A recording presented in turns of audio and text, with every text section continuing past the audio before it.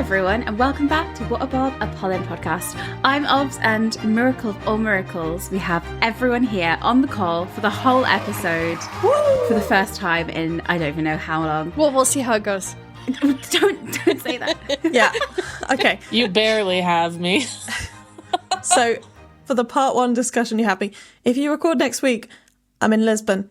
But if you record after next week, We'll see. Place your bets now. Well, we'll see who's around to record. For now, everyone is. super. How are you all doing? I saved some good news because I'm really tired. I've had a really long week, but I've mentioned this before that The 10th Kingdom is like my favorite miniseries ever. Classic. I love it. And every year they have like a watch week where the Facebook group rewatches it together. The writer is part of that group and some of the actors. Oh, that's so cool. And at the end of the watch week this year, the writer announced that he's publishing a novelization of the sequel that he's been trying to get going for years and years and years. Oh my gosh. The hope is that if there's interest in the book, they'll actually make it into a series, which, you know, we'll see how it goes. But I'm so excited to finally get the sequel because it hints that it's like book one of their story and you never get the second part of their stories. And he read the first chapter of the book and I was just so into it. I was so excited. That's so cool. And it is really good. I watched it with you. We have to do like, Strictly Ballroom, I know. Yeah. So we have to make time. yeah. Maybe we could do a little watch party though for your birthdays because they're coming up or something like that. Yeah. They are. Well, this is very pertinent because today we're recording. By the time you hear this, it'll be weeks later, whatever. Yeah. Today we're recording on Colin's birthday. Happy birthday, Colin. We'll make you a little collage later. We'll pop it on Instagram. It'll be a great time. Happy birthday. Happily birthday. Happy birthday. Little Pisces, right? A little Pisces, and isn't that accurate? Yeah, that is accurate. 234 today? Yeah, that seems super accurate. He's very emotional. Yes. By the time you hear this episode, it'll probably be far closer to Beans' birthday. So, Beans, what emoji do you want in the comments for your birthday? A pickle. A pickle. Is there a pickle emoji? I don't know. There's at the very least a cucumber. I don't even know. I'm not thinking about pickles. I haven't pickled anything lately. But it was the first thing that popped in my head. I don't know. Great. Yeah, let's go with it. Well, there you go. There's your mission, guys. Lecky and I, we've had ridiculous weeks recently, haven't we? We're just getting on through. But Veg and I, we saw Much Ado About Nothing this week. We did. How was it?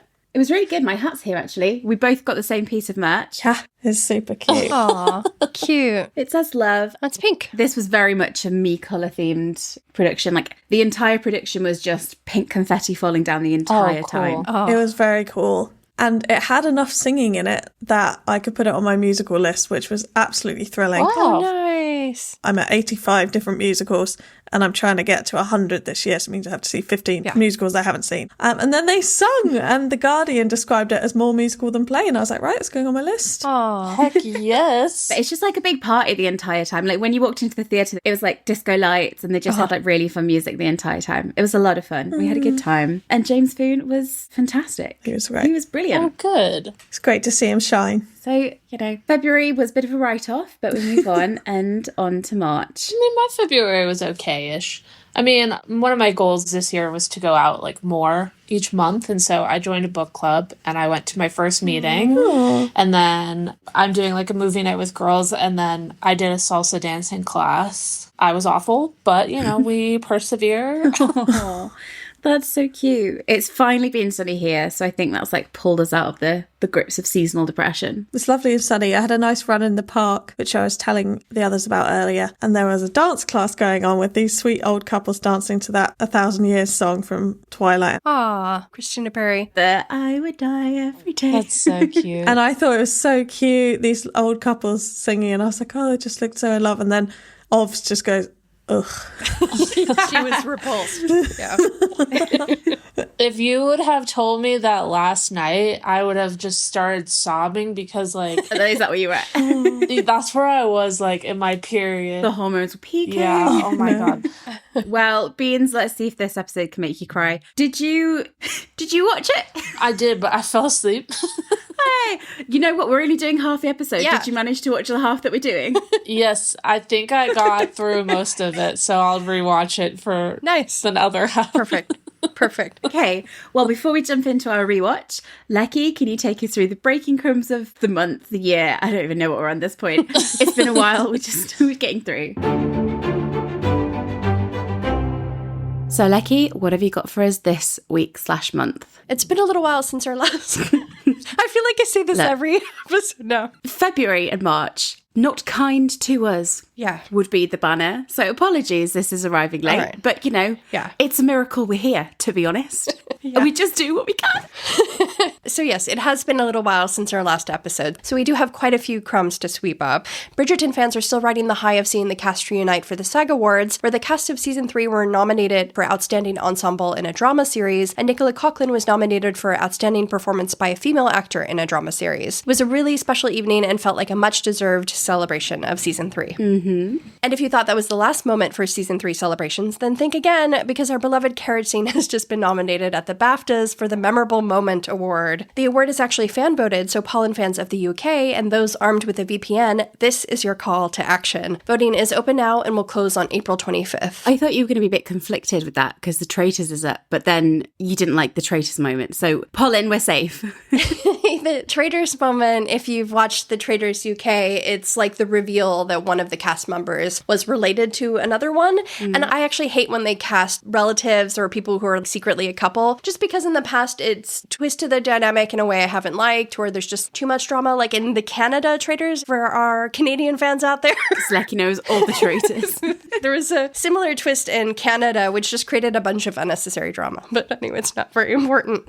Moving back to Bridgerton, we were all treated to a couple of tiny season 4 crumbs as the cast were interviewed at the SAG Awards, with Luke confirming they are deep into filming and that the upcoming season is beautifully written. Luke and Nicola also talked about Polin's cute, real ginger baby, with Luke describing the tiny baby actor as a one-take wonder. Luke also reflected on portraying Polin's love story in season 4, saying, "We've seen all the twists and turns and the drama of their relationship last season. It's really nice. You don't often see it on screen of just two people living happily ever after and just that being what it is." I'll take a bit of that, thanks. Very much looking forward to that. Simone Ashley has also shared a few season 4 crumbs, recently telling The Hook, "I can't tease anything, but I'm so excited and happy to be back. I was there a few weeks ago filming with the girls. I have no idea when it's coming out. I can't wait." So we can anticipate some Kate and other female Bridgerton character scenes. Look, we can anticipate some Kate. That's, doing well just with that sentence. Yeah. Elsewhere, in an interview with Women's Wear Daily, Yaron Haas said that filming is going so well. We just finished block 3 and we're heading into block 4 now, so the final stint of the lawn marathon. But it's just been so wonderful and work has never felt like work. It's just felt like playtime. It's been so nice. Yaron reflected on Sophie's journey in season 4, sharing, "Sometimes in love you can lose part of yourself. And I think that's what I love so much about Sophie. And she teaches me a lot actually as well about don't change yourself for anyone, stay true to your lane, and surround yourself with people that will respect you at the same time." Oh, that's sweet. So, Lecky, we're almost there with season 4, which is ridiculous because I recall vividly season 3 took 10,000 years to film. Snail's pace. And now season 4's like in the can. We're basically there. There are a lot of rumours going around. I'm sure you've seen one or two. For the unsubstantiated crumbs of the crumbs section. We've always dabbled in a slight touch of hearsay here and there. What have you been hearing? So Johnny Bailey, he's in Richard II right now. Still haven't gone to see him. Sorry, Johnny. You'll get there. It's on my to-do list. You'll get there and you can ask him about this and he'll probably not answer you. I'm so not a stage door. I just can't do it. Anyway, a fan at the stage door asked Johnny Bailey about season 4, and they were anticipating seeing a Cantony baby, and he said, "Which one?" And she said, like, "The Cantony baby," and he's like, "Which one?" Kind of implying that there may be more than one Cantony baby potentially in season 4. I have theories. They could have 2. I think that is so legitimate that they could have 2, because the more the merrier at this rate. I think I know where you're going with your other theory, and I agree that that's also a possibility. Oh, I've got 2 other theories. Oh, shit. One is that he was talking about Newton the dog. Oh. That's not what you thought I was No, that's not what I was saying. That's why I was like, I don't know that you know. My second one is that, and I think Luke Newton mentioned this in his own filming, is that when they're filming with babies, they use twins, multiple babies, because there's really tight regulations. Yeah. Sometimes they use triplets if they can. So when they're filming, they don't just use one baby, they use 2 or 3 and swap them out. Yeah, I almost interjected during the Polin baby section and said one take wonders, because I'm assuming they're using twins. Which they are, which Luke has confirmed that they have 2 babies. Yeah. So it could be a few things. So I'm so up for, Edmund and Miles, or a girl. Let's get a bloody girl in there. Oh, yeah, finally, at long last. Other word on the street, Lecky Marique. Yes. They've been filming potentially at, what is it called? West Wickham? West Wickham. Why don't you just spell it like Wickham, like from Pride and Prejudice then? I don't know. The Pride and Prejudice section is later in the crumbs, Lecky. Can you stay on track? I'm just saying, We're not if there it's yet. pronounced Wickham, why don't you write it like the name? Anyway, they may have been filming in West Wickham Park, which was used before as the location from Romney Hall, as well as I think like a few other Aubrey Hall scenes. Is that right? Yeah, do you know how sometimes they use the same location for loads of different stand-ins? Yeah, but of course, Phil Louise fans are all aflutter at the news that they could potentially be filming some Romney Hall scenes, which maybe could mean we might see Philip or potentially Marina's death, because it sounds like they may have also been shooting in a nearby church. So they could have been shooting a wedding or a funeral. And if it was a funeral, whose was it? It could be Marina. It could be John. There's so many candidates for season 4. On top of that, Victor Alley recently made a post to his stories, which he hastily deleted, but he appeared to be on set in costume, and some fans spotted some flowers behind him, celebrating the end of his shooting, perhaps, if it's the end of John. I thought you were going to say end of his life. Well, that's the vibe. It might have been the end of John and of Victor Alley on the show. I was editing this episode and we talk about, by the way, if you don't know the Fron spoilers, we do talk about this in this episode, but then we treat book spoilers as free for all, don't we? I think we've talked about John's death a lot. I've cried about him on the podcast. Yeah, we've mentioned that Ron's doomed. If you haven't caught on, sorry. I was thinking, in my head, John was always going to die in season 5. I think they're going to kill him off in season 4. I can just feel it. Yeah. Do you know, I had a weird feeling with the wedding? I got a weird John feeling. His days are numbered, which makes me sad. Yeah, the weird thing is, especially with what Yurin said about where they are in filming, where they're just going into block 4, which means they could be wrapping up episode 6, which is when we kind of have all these kind of big, dark plot points. There's always a big turn in the story, isn't there? Yeah, so I wonder if it could be John's death there. But just going back to West Wickham Park, yeah, I did a little bit of digging, and there has been a Guy Ritchie movie filming there recently. But wasn't that a while ago? Well, maybe they're there for a while. But just to put that on your radar, we have clowned many a times in the past for things that didn't come to fruition. That's true. I mean, to be honest, though, it does make sense.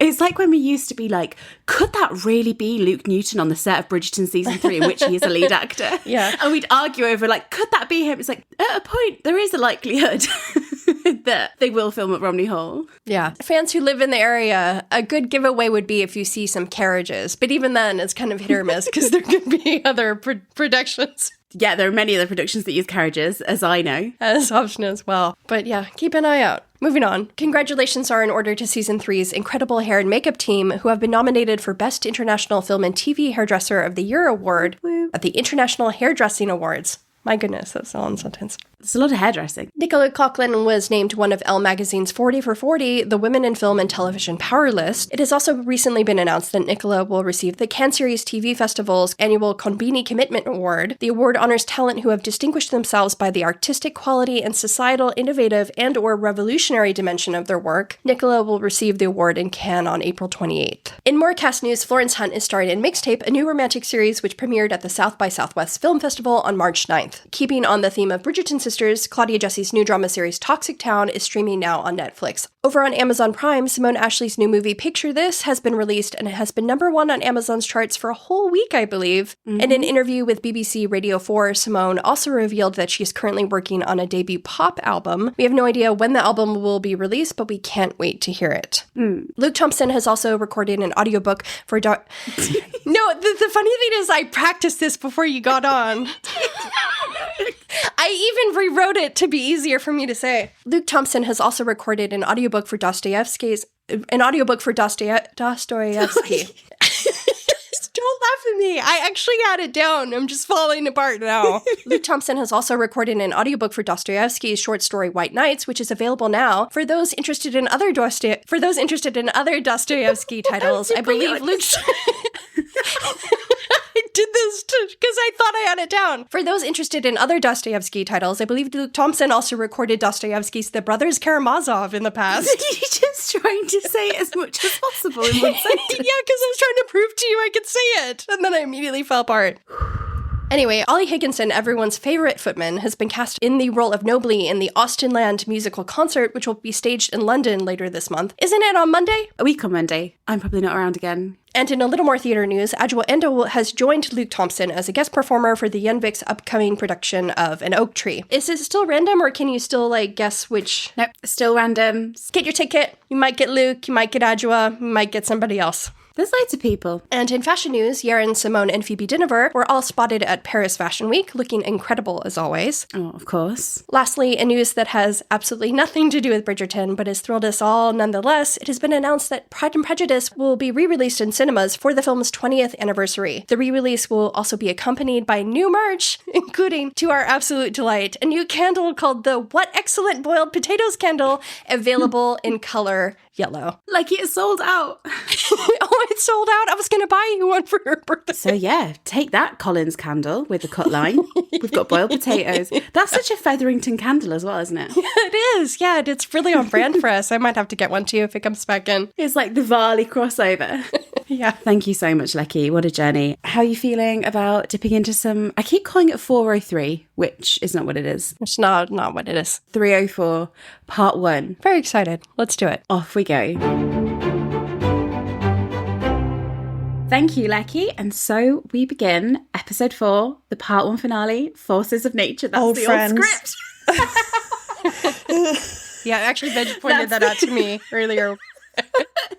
Oh, no. The part 1 finale. Old friends, yes. Old friends. Yeah. We know this is a mammoth episode. So as we said earlier, we have taken the executive decision to cut the episode in half instead of us acting like we were somehow going to do it in one, like we did with episode 2 and episode 3. Yeah. So the second half will come out at some point once Veg has decided to come back from Lisbon. Yeah. Anyway, episode 4, Old Friends, written by Lauren Gamble and directed by Andrew Arn. Woohoo. As we know, he was director for episodes 3 and 4. So quickly, before we jump in, first impressions on the episode. Can you remember your initial reactions? I loved this episode. I think we loved it. Yeah. I'm pretty sure we loved it. Yeah, it was great. We were so emotionally in it at the end, like we were like hyperventilating. Yeah, it was really well done. It's really well written. And I always love a lot of emotion in scenes. Yeah. And I loved how we reached the peak of Colin truly being super chaotic. So that was great. Yeah. The acting was superb. Yeah, it has a lot of really poignant scenes. Yeah. It's really good. It's like a real reckoning. And it's funny because this is the part 1 finale, which is how it's advertised, but it was never written that way. It feels like a complete story, which is almost weird. Like if you compare this, right? If you compare this to 104 and 204, like this stands up against An Affair of Honour and Victory. And they're such midpoint episodes, aren't they? Whereas like this is a finale. Right. Although there's always a proposal in episode 4. Have you noticed? So Penelope fans, mark your calendar. Yeah. I mean, there has to be a proposal midway because they have to have something happen between 6 and 7. Like the big turning point. Yeah. So great episode. And our lovely listener Moon Pie said, I love episode 4 every time I watch it, but I find it hard to recall the events that take place in the first 2/3 of the episode. Mood. Maybe the carriage scene has just taken over too much room in my brain. Moon Pie babe, got good news for you. We've got it in the bag. That's all we're doing today. Put the carriage out your mind. We've got other things to attend to. Lady Veg, though, can you take us through our episode summary? Yeah, so for the benefit of Moon Pie and anyone else. Dearest gentle listener, by Jove, she's done it. Penelope Featherington herself has attracted a suitor. But as Lord Debling sets his cap down, Colin Bridgerton grows ever more distressed. Turning away from the lads, withdrawing from his prostitutes, it's all going south for our Colin. Elsewhere in the ton, Will grapples with whether club ownership and high society are compatible. Francesca and John Sterling show a mutual interest, much to the ire of Queen Charlotte. Lord Marquess thoroughly irks Lady Danbury, and Benedict begins a relationship with confident Lady Tilly. These stories culminate at the Queen's Ball, where a shock revelation about windows makes Debling realise he could be cuckolded and revoke his suit. Penelope leaves the ball in frustration, but wait a second, who's that chasing after it? You know what they say. We might not have tomorrow. Let's do it tonight. Ding, ding, ding, ding, ding. Ding, ding, ding, ding, ding, ding, ding, ding. But just as a reminder, we won't be doing all of it tonight. We're doing all of that. No. It's a spoiler. We're saving that. Let's do it next week or the week after. At some point in the next couple of weeks. Yeah. Thank you, Lady Veg. Well, let's jump back in, shall we? It's the morning after the night before. We last saw Penelope twirling around the dance floor with Lord Debling, with Colin standing there watching him, presumably wishing he was dead. Or perhaps less dramatically, wishing he hadn't got so distracted by Pen's lips that he forgot how to breathe, speak, and ask a girl a question. I can only assume that Colin is still stood there frozen in place at the Hawkins ball while the servants just mop up around him the next morning. But as for Penelope, let's pop over to Featherington House to see what's going on. Target locked. 304 is a momentous episode for Polin fans, and it only feels fitting to open with a carriage, well, with a footman getting out of a carriage. In true Featherington fashion, either the Finches or the Dankworths have somehow gotten their hands on some baby blue and yellow livery for their footmen, which is actually kind of on brand for season 4 Polin, coincidentally. Well, inside Featherington House, the two eldest sisters are rushing down the hallway, having been called home by Mrs. Varley on urgent business. And as they hurry down the hallway, Pen's sisters are having a bit of an argument because Prudence does not believe that Philippa is with child. Philippa argues that she must be because she was up all night with morning sickness, a fact that will actually be brought up again in a little cut moment we will come back to later. Is Philippa truly on her way to winning the air race? Well, not if Colin Bridgerton has anything to do with it. But for now, a possibly pregnant... Why did I write that sentence? Good alliteration here. It wasn't intentional. A possibly, probably pregnant Philippa and Prudence join Portia at the slightly adjourned... Oh my goodness. That's not alliteration, because I'd have added more in there deliberately. Yeah. A possibly, probably pregnant Philippa and Prudence join Portia at the slightly ajar door of the Featherington drawing room. Together, the three redheads peer in through the gap in the door as Portia reveals that Penelope has a collar. Devastatingly for Polin fans, the camera pans around just enough to reveal a blonde suitor standing in the room, instead of the chestnut brunette I'm sure we were all hoping to see. It seems Lord Debling has wasted no time in calling on Penelope after their Billie Eilish dance the night before, but he's not come alone, has he, Lek? No, he definitely hasn't, because as we join the Featheringtons in trying to sneak a glimpse of what exactly is going on in that drawing room, we can see Debling holding what appears to be a love fern as a courting gift for Penelope. Aww. Place your bets now as to whether the love fern is going to wither up and die. And fear not, dearest listeners, we may not have Sir Philip on this podcast, but we do have a plant identifying app which assures us that the plant Debling has brought is an asparagus fern, which apparently is a type of asparagus, but is not a type of fern. Fun fact for you out there. Wait, isn't it the reverse? It's a fern but not actually asparagus? No, it's an asparagus and not a fern. It's actually asparagus and not a fern. Do you realise this is going to be Eloise's life forevermore, just hearing conversations like this? Someone check. It's an asparagus, not a fern. Okay, the common asparagus fern. It's called the common asparagus fern, which, I mean, Penelope shouldn't be given anything common. Very true. Often incorrectly referred to as a fern. Ah. This is an elegant indoor plant. But it is an asparagus. So it's a love asparagus. A couple other things about this. Plant expert beans. Hello. After flowering, it produces like small, very fragrant white flowers, and then it produces red berries. However, all parts of the asparagus fern are mildly toxic to humans and pets, so please do not try to eat this. Pen, don't eat the fern. Oh, mildly, schmildly, whatever. He's trying to kill her. What's life without a little risk? Oh, it's a part of the asparagus family, but it's also part of the lily family. Oh. So it's like a combo of both. Oh, that makes sense that it's toxic for cats then. Yeah. Yeah, we were doing some research on this not fern last night, and apparently it had medicinal properties that were said to help with heart problems and bee stings. Plus, it's also a laxative. So, Oh my God, what a catch-all. all around, it could help Penelope out. She could straighten out her bowels, help her with any pesky heart problems. Save Edmund. Good news for Edmund initially. Do you realise that, like, all of the submitted questions were like, talk about the carriage scene in depth, talk about this, and we're here like, the common asparagus fern can help you clear your bowels. Listen, I have other priorities, and they're the fern. Oh my God. Another website also said that it thrives on neglect. Oh, don't we all? Oh my god, the symbolism is so interesting. That's so good for Pen. Bright, indirect light, and a sip of water is all it asks for. It's the survivor of the plant world bouncing back with ease. That's our girl. It's very symbolic because Devling is essentially going to neglect her. Yeah. And it's a good indoor plant, an elegant indoor plant, just like Pen. Well, forget Sir Philip. Who needs him? To move past the not fern. We will come back to the not Fern. Oh, okay. How rude. This isn't the end of the Fern conversation. Don't you worry.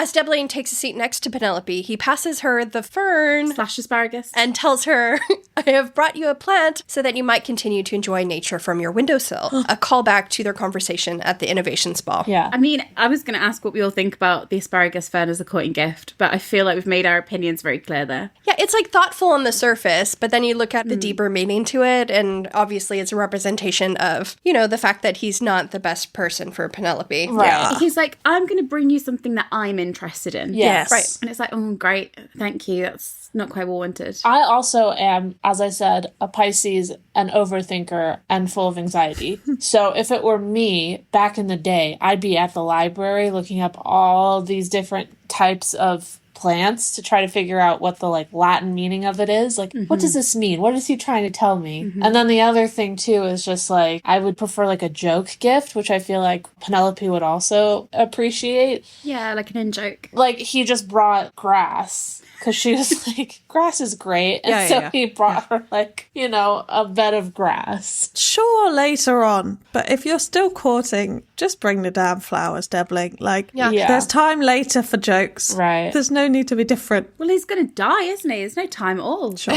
Which is a gift in itself.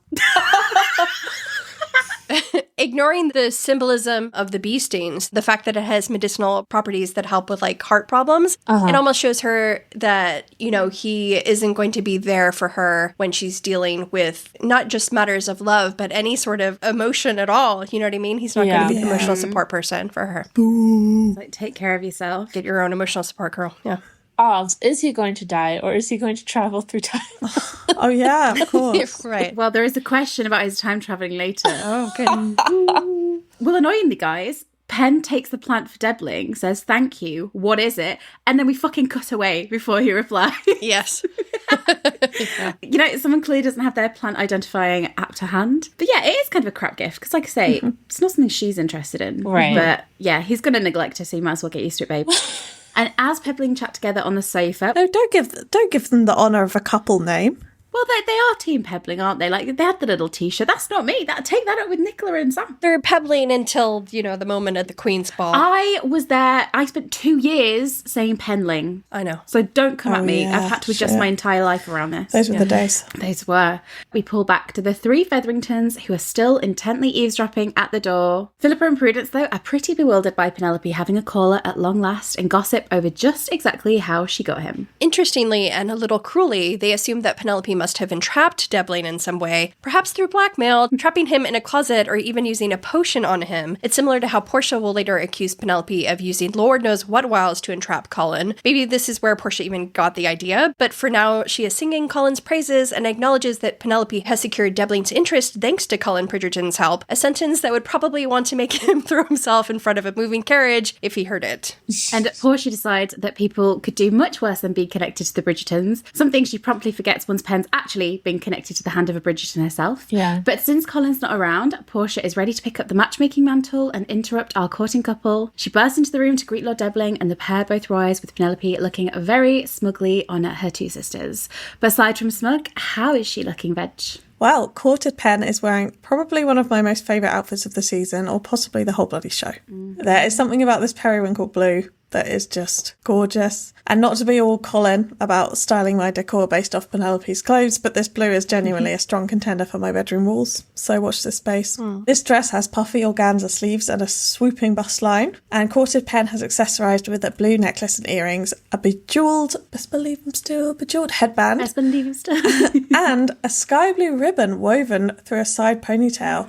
Love. Her eyes are also a remarkable shade of blue, which pulls the whole look together beautifully. As you say, Ovs, courted Pen wears a slightly smug expression during the scene as well. She surprised her sisters by attracting a lord, and do you know what? I think we can allow her a bit of lording her lordy lord over them. Don't you? Indeed. Enjoy it, babe. I also really love this look, and there's actually a lot of backstory to this exact Penelope, which we will get to a little later on in the library scene. But I kind of love the purple touches in the costuming and in her makeup. There's an ombre coloring used in Pen's dress, which kind of fades into a soft purple at the bottom and has nice purple touches, including a purple bow in the back, and her eyeshadow also has a hint of a purple hue. It reminds me of what John Glazer said about season 3, where the team wanted to soften the costuming by making it more textural, a little more blurry. John Glazer also said that they'd layer and combine different shades and colors, so the audience would never be quite sure what exact color a dress was, kind of like what we saw at the Four Seasons Ball with Pen's shifting blue and green dress. This was a really deliberate decision, especially for Penelope, because they didn't want to reveal which way her story would go. And I think it's interesting when we think of Penelope's dress here, which is leaning more towards Bridgerton blue, hinting that her heart is really with Colin, but not fully committing to the color because Pen is still holding back. Back to the Featherington drawing room, and Portia is busy expressing her gratitude to Debbling for pulling Penelope away from the window that she so often sits at. We know from seasons past that Portia has a vendetta against Pen sitting and reading by the window, so it's now a thrill to see her in the room thanks to Debbling. And Debbling is especially intrigued to hear about Penelope's fondness for windows and says, "Is that so? Is there a reason you like that window so much?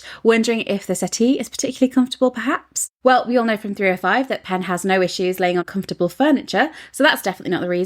What, oh what, could the real answer be? The recurring image of Pen by the window here has to be one of the best payoffs in the whole of season 3. We will definitely get into it more next episode, but here Debbling inadvertently, or perhaps perceptively, stumbles across their undoing. Penelope's love of the window, or more accurately, her love of the boy she hopes to see from her window. And as you say, we'll get to this next episode, and we'll do an entire little window recap from seasons 1, 2, and 3, but I think this is one of my favourite motifs from the whole season. I love that Penelope sitting by the window is something we can actually trace back through previous seasons instead of it. You know how sometimes the writers just decide on something and then you just have to retcon it in your head and be like, well, I guess that was always a thing. But I think you can kind of trace back to when she actually did this. So it's a really lovely payoff. It's been like seeded through the seasons, yeah. Yeah, literally. And that's what you can play with when you have characters who have been with you for such a long time. But if it's not for comfortable settees, then why is it that Pen does so enjoy sitting there, Lecky? Penelope explains away her fondness for the window by saying, "I suppose I mostly just enjoy the view, but I have grown rather tired of it, and I am very glad to be here with you." As well as being a dagger to all of our hearts, Penelope's lines here have some echoes of the scene description from the first kiss scene, where it explains that Penelope breaks the kiss because she realizes she is pressing her face against the window of a house she can never live in. She's not just turned away from Colin, but even the view that reminds her of him and her love for him. It also calls back to the end of episode 3, where Penelope turns away from Colin because, as the script describes it, she's tired of waiting for him. And as Lauren Gamble writes in this scene, she throws one last longing look out the window, out Colin's way,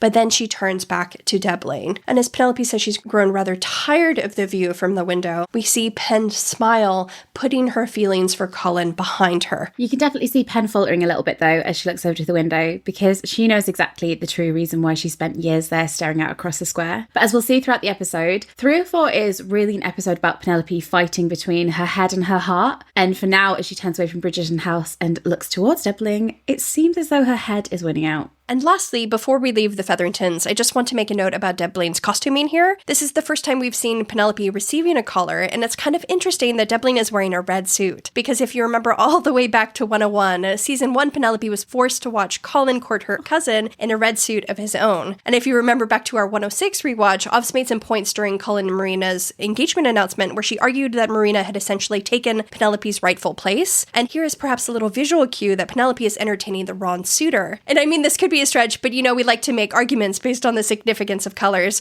like the green ribbon from back in 302. 65 episodes you spent your life on this podcast, Lex, so I really think we shouldn't be making digs at each other about, you just had a half an hour discussion about a fern that's not a fern, but an asparagus. That's true. Yeah. Well, an asparagus and a lily plant. And a lily plant. An asparagus and a lily. What a combination. What would Pen's outfits be then if she was with Debbling? Like, he has like a weird palette, doesn't he? Yeah. What would her... I wonder if she would just have more touches of like animal prints and natural prints, like the one she has at the balloon fair. Just like leopard print. She'll be in mourning clothes soon enough, I'll tell you that. Oh, There's truth. There you go. Black. Black would be the family color. Well, That's what she's going to wear to the masquerade in 401, so it all comes around in the end. But before I fight you, Lecky, over your little snide remarks, we should probably head over to Bridgerton House to see if Colin actually did manage to make it home, or if he is still stood... My God, what was my alliterations here? Or if he is still... do you know what I mean? No, do it. This is a good one. I don't even think that's a sentence. Or if he is still stood stock still. Still stood stock still. Picked a pepper, picked a peck of pickled pepper. Just badly written. Or if he is still stood stock still at the Innovations Ball and has now been mistaken for a statue. But have you managed to track him down, Lecky? Pen may not be interested in looking across the square anymore, but fortunately we still are, because over the road we find a very morose Colin sat alone in his study, reading through his journals. The curtains are mostly drawn with just a tiny bit of sunlight trying to break into the room. Interestingly, there's a little cut moment here before Violet even enters the room. Originally, the flashback that you see later this episode where Colin recalls the hand-cut scene in 302 occurred during this scene. So the script says that the sun's shining over at the Bridgerton house, but inside Colin's all darkness as he broods over his journals. As he turns a page, he spots the faint scar in his hand left by the broken lantern in 302. He runs his thumb over it, the pain a distant memory. If you've been listening to this podcast since before season 3 came out, you'll remember there was actually a still released of this exact moment where you could kind of see Colin sat at his desk holding his scarred hand, clearly lost in thought. At this point, we then would have been thrust into the flashback that I mentioned, as the script says, pop, shattered glass, blooming blood, Penelope's soft hand wrapping his wound, the two of them gazing at one another. As you all know, this flashback comes back later in the episode as the instigating memory that sends Colin off to the Queen's Ball. Was the scar noticeable? I didn't notice it that much when I watched it. No, they didn't even focus on it. Oh, okay. Because they cut that moment there. Oh, so you don't okay. really even see him, like, looking at his hand, really. Yeah, okay. Yeah, so the flashback that we see later on in the episode, it's almost like the instigating moment before he rushes off to the ball. That would have been here. Yeah, people have thought that the flashback was a little bit out of place. They were wondering, Like, what does it mean? yeah, why is he reflecting on that particular moment with the hand cut scene? And it's because he was actually looking at his hand here, the scar on his hand, and that's what triggered that flashback, which technically makes more sense. But I think they decided they didn't want to have two scenes of him, like, lost in thought, bookending the episode, so they cut one of them. Oh, okay. So it looks like the decision to move the flashback to the pre-ball scene was made in post-production then, rather than it being part of the initial writing or the reshoots or anything. Yeah. Yeah, and I suppose that makes more sense as to why he's then in this moment looking at his journals. But Veg, it feels quite pertinent to ask, how is he looking? Oh, he's looking nice. Thank you for that. That was great. Don't worry, I did watch and pay attention. So Colin's sustainable as ever. Beans. Reduce, reuse, recycle. Woo! So he is re-wearing the floral waistcoat from the remarkable shade of blue scene, complete with the big billowy white sleeves. And it seems that this was a very deliberate move to have Colin wearing the same outfit. As had the journal flashback been kept here, as Lecky just explained, then we would have that direct visual link to the distressed brooding Colin of 304 compared to the Colin that we saw in this very same room in 302. Yeah, so it would have connected it a lot more. Both parts of the scene would have made more sense if they were together, because he's sort of wrestling with how he feels, but he isn't quite sure of how he feels. He sort of doesn't know really what to do. He's kind of paralyzed at this moment. And I think that does link back to like the vulnerability over his writing, like whether he's good enough to be with her. That moment that they had when she was bandaging his hand, which was a vulnerable moment for him again, but there was a connection. So I think it makes more sense that he comes back to it here rather than like it being the instigating moment later on. Yeah. I actually really like the point that Veg made. It didn't occur to me that it was the same waistcoat. So he's almost like dwelling on that moment, even with his clothing. That's really interesting. Yeah. So we will return to this part of the scene later in our next episode, but we have other things on our mind right now, like our very sad Colin, because as Violet enters the room, we can see that she is similarly worried about her third born. Walking into the darkened space, she says, "I thought I might find you here," to which Colin really sadly remarks, "I'm found." As he quickly hides away his journal. Heartbreaking stuff. Violet takes a casual approach, asking Colin to join the family as they welcome Samadani a little bit later. And Colin says it's best he's not there because, as he says, he'll eat all the biscuits and leave none for the Marquess. I also have to give a shout out for how gorgeously this shot is framed, with Violet fixing her son with the very disbelieving gaze, and then you can see Colin's reflection just seen in the mirror across the room. And of course, the reference to Colin loving biscuits, even if it is tragically incorporated here. Yeah. And one of our listeners, Totes, was asking about Colin reading his journals in this scene. Lecky, do you remember if the script says anything about sort of what's going through his mind as he's flipping through, like what is motivating him? Is it something that he's feeling connected to Penelope through? Because he's kind of at a vulnerable moment and then he retreats into darkness and is just sort of flicking through his writings. We don't really know what exactly he was fixated on in his journals, but we get some insight into what the characters are thinking in the scene description. So Violet tries to nudge Colin into opening up by reminding him of the conversation that they had together at the previous night's ball. And as soon as she mentions it, Colin leans forward, his attention completely captured, but he pulls back and insists it was purely a speculative question and that he simply wants the best for Francesca. Tragically, the script notes that Violet wants to ask more, but she sees how firm Colin is in his refusal to go there. Yeah. But in the show, I actually really love how Ruth plays this because we then see her taking a step forward because she's not ready to give up on Colin in the line of questioning. It's not until Colin speaks again, almost trying to cut off whatever she's going to say and states that he'll be down later, that we finally see Violet back off. And after Violet leaves, Colin slowly packs away his journals. At this point in the original script, Colin then looked at the scar on his hand one last time, clenching his fist, resolved to forget it. Like Penelope, Colin has resolved for now to let Penelope go. That's interesting, isn't it? Because I suppose that sets up that his motivation in the scene was whether to let it go or not. Mm-hmm. Yeah. And so that's kind of the question he's reliving, like, should I carry on with this connection that I'm sure we have, or shall I let it go? It makes sense for this episode because here in this first scene that we see with him, he's like, I'm going to let it go. I'm going to let Penelope pursue Debling. Yeah. She's kind of on the same trajectory, determined to charge forward with Debling and put Colin behind her. And then, of course, by the end of the episode, Pen and Colin realize they can't do that. Yeah. Oh, just kill me now. Well, things are looking bleak, but the Bridgerton tree is looking chipper as ever. For now. As we head on into our opening titles. Yeah, I love that that was only a part 2 thing. But anyway. We quickly catch up with the rest of our storyline, starting off with Benedict, who has taken a leaf out of Debling's book, and he has gone a-courting. Well, the courting lasts for approximately 3 seconds before he and Lady Tilly end up hooking up, but the intention was there. Can relate. Lecky, do you remember when there's this moment in that scene where Lady Tilly has like a really interesting moment with her solicitor? I almost made a note about this because I was still kind of angry that this went nowhere. And we thought it was going to become this whole storyline, and then it just absolutely didn't. We were like, wow, she's up to something. Yeah, she snaps at her solicitor in a really suspicious way and threatens to fire him if basically he doesn't do what she wants. Guys, do you know, this is really pertinent to this episode. I just got a notification off Reddit saying, look who's posted. Luke has just posted the dead Colin moment from later in the episode. Oh. From my favourite scene! Saying, feeling 234, happy birthday, Colin. Oh, happy birthday! Oh, stop. Cute. That's too cute. I'll just re-show it. Oh, Oh, bless his little cotton socks. That's cute. how adorable. Carry on, Lecky. Oh, sorry, I was going to look at his story real quick. Wait, oh, he posted the actual picture. Yeah, main Yeah, feed. yeah. So he posted Colin, Oh, it's from the camera. That's cute. the dead Colin, and it says feeling 234. Actually, I wonder if this is the cutscene.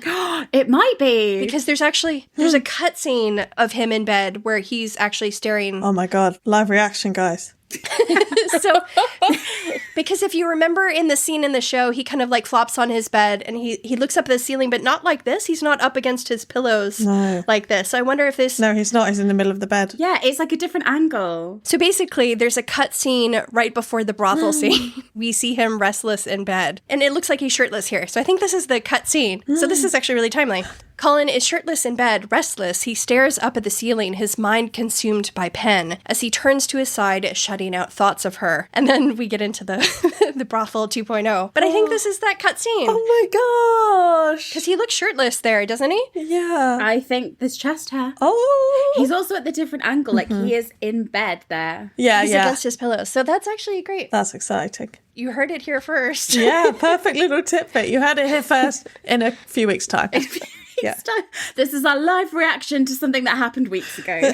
We'll tease it on our stories. When we started talking about it, he'd posted it 31 seconds ago, so this reaction was timely. Lecky, there was no cuts there. Lecky found the scene that quickly. I had to jump ahead in our script, yeah. That was fun. Happy birthday, Colin. If you know, you know. If you know what that's a reference to. Jesus, you've been in the trenches a long time.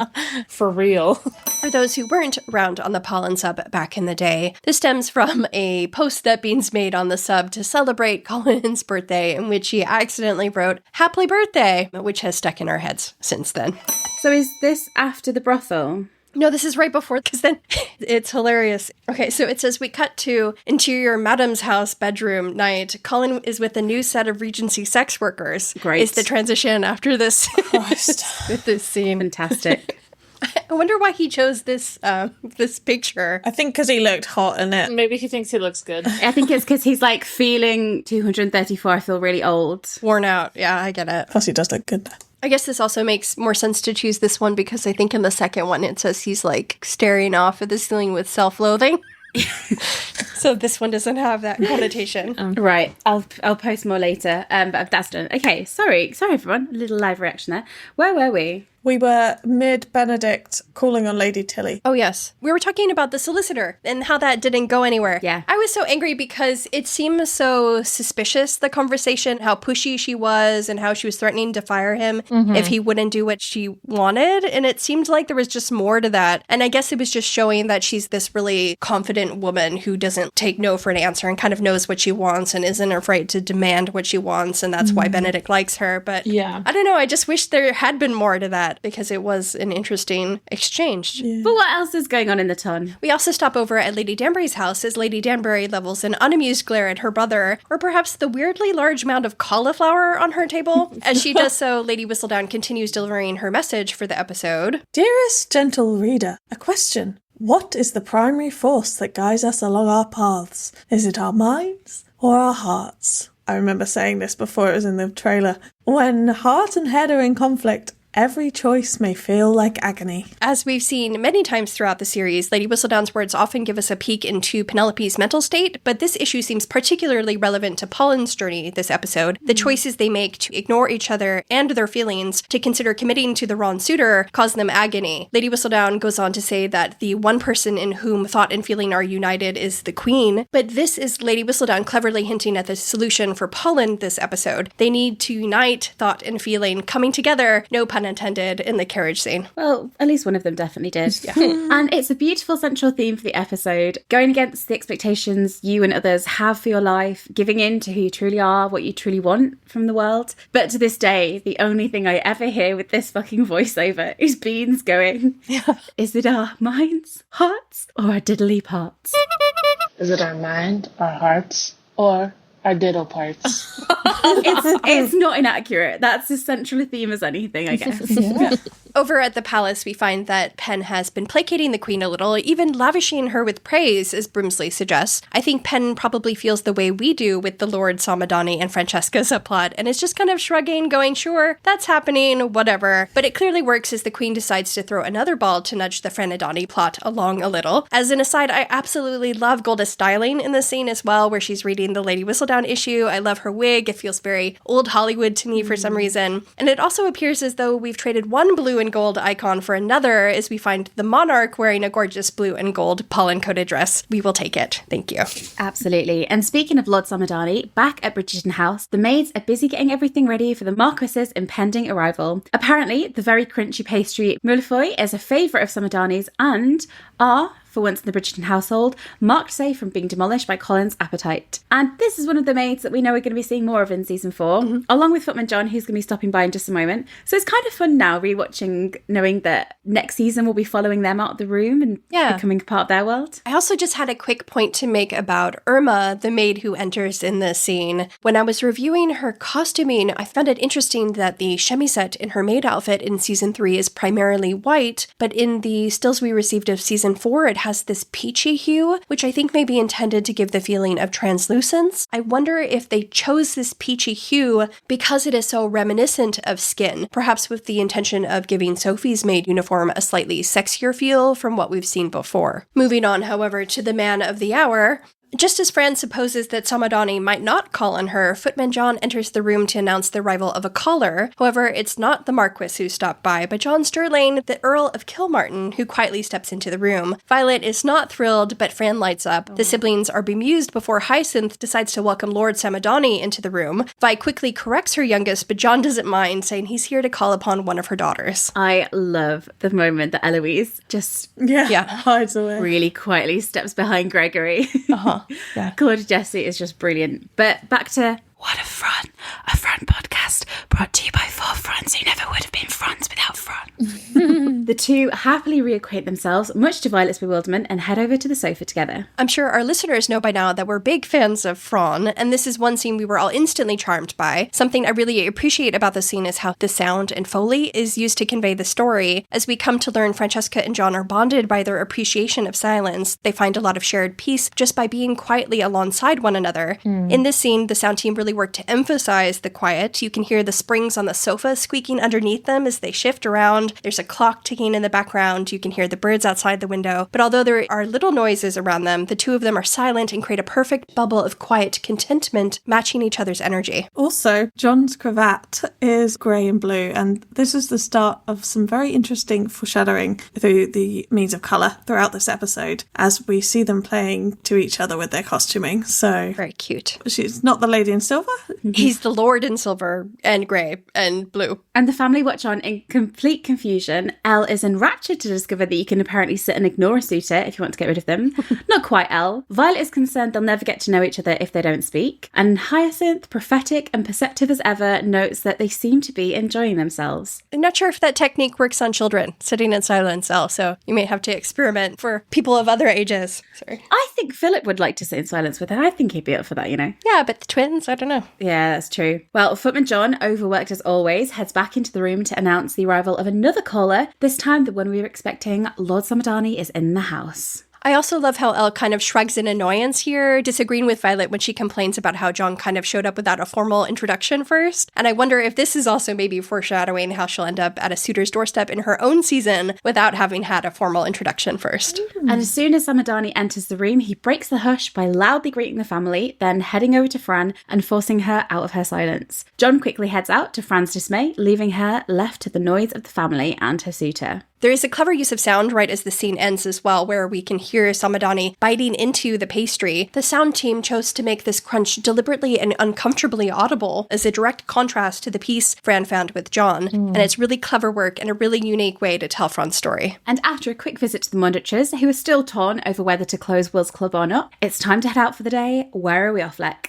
You're heading over to the Fuller Library, a collection Lord Fuller has been building since 1790, apparently. It actually isn't that long, you know. It's only like 25 years. Yeah. So, Yeah. not impressed. But to anyone who was with us during the long, long crumbs hunt of 2022 and 2023, this will be a particularly significant filming location. Where are we, Beans? We are at Rest Park in Bedfordshire. Sure. What? Bedfordshire. Bedfordshire? Yeah. Yes. We are at Rest Park in Bedfordshire. Such a deep sigh.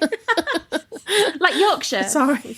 Carry on, Bedfordshire. We've been here before in season 2 as the orangery and the gardens. They were used for a few scenes at Aubrey Hall. But in this episode, it's the real Rest Park libraries that were used. And way back in 2022, we actually found some filming leaks from this exact location, didn't we? Well, I say we. It was definitely you, Beans. Yeah. And this is where we saw our first ever sighting of glowed up pen. This episode is titled Old Friends, which is quite fitting in that we first see Pen wearing one of our oldest friends. If you've been with us from the start, you might remember that this was our first sighting of Pen in blue, which caused a huge uproar in the fandom. Basically, the story behind this is that Beans found a few videos posted online by a dentist who happened to be walking by Rest Park, which is the location where the Fuller Library scenes were filmed. Care to elaborate, babe? Yeah, sure. So when I was doing Crumbs at the time, I was looking at different locations where they had filmed previously. I was looking at tags on Instagram, and I noticed that there was filming by this dentist, and then somebody posted it on Twitter, and they were like, I think this is Bridgerton filming at Rest Park. I don't remember how I did this, but basically It was just on YouTube, wasn't it? Oh yeah, it was on YouTube. I think it was like 10 videos on there of the filming that day. There were a lot. There were a lot, yeah. Shared that with the girls, and it was actually Lucky that spotted Pen first. It wasn't me. And the first person we saw was what we now know was Lady Tilly, but she looked like a headless ghost woman at the time. Yeah. This was one of my favorite memories because I remember staying up pretty much all night with Obs poring over these videos because there were so many of them. There were YouTube shorts also, so they weren't great. So blurry. They're like 15 seconds long. We'll try find them. Yeah, they were 15 seconds long. They weren't really great quality, so we kind of zoomed in where we're going frame by frame, and we were really excited because in one of the videos we eventually spotted Polly, Bessie, and Harriet standing near this ladder. Yeah. But we didn't see Nicola for quite a while until at one point I think I was trying to see something behind Nicola or comment on something behind Nicola, and I made the comment in the vein of, look at that little girl in the blue cloak. And Obs was like, Penelope is the little girl in the blue cloak. And that's how we got our first glimpse of Pen's glow up. We were so excited to see her in blue. Even as a blur, she looked absolutely radiant. Yeah. And I tell you what, this was back in the day when we were surviving off literal dust. Yes. Yeah. There was not even enough to be crumbs. And we'd had our filming links of Pirate Colin. We'd had one blurry shot of an unglowed up pen, but we had no idea what a glowed up pen would look like. And we wouldn't for quite some time. And here she was, a blurry miracle, courtesy of our very own Bean. And when you say the fandom was popping off, there were like 15 comments on that Reddit thread. Which back in the day was like, was a lot.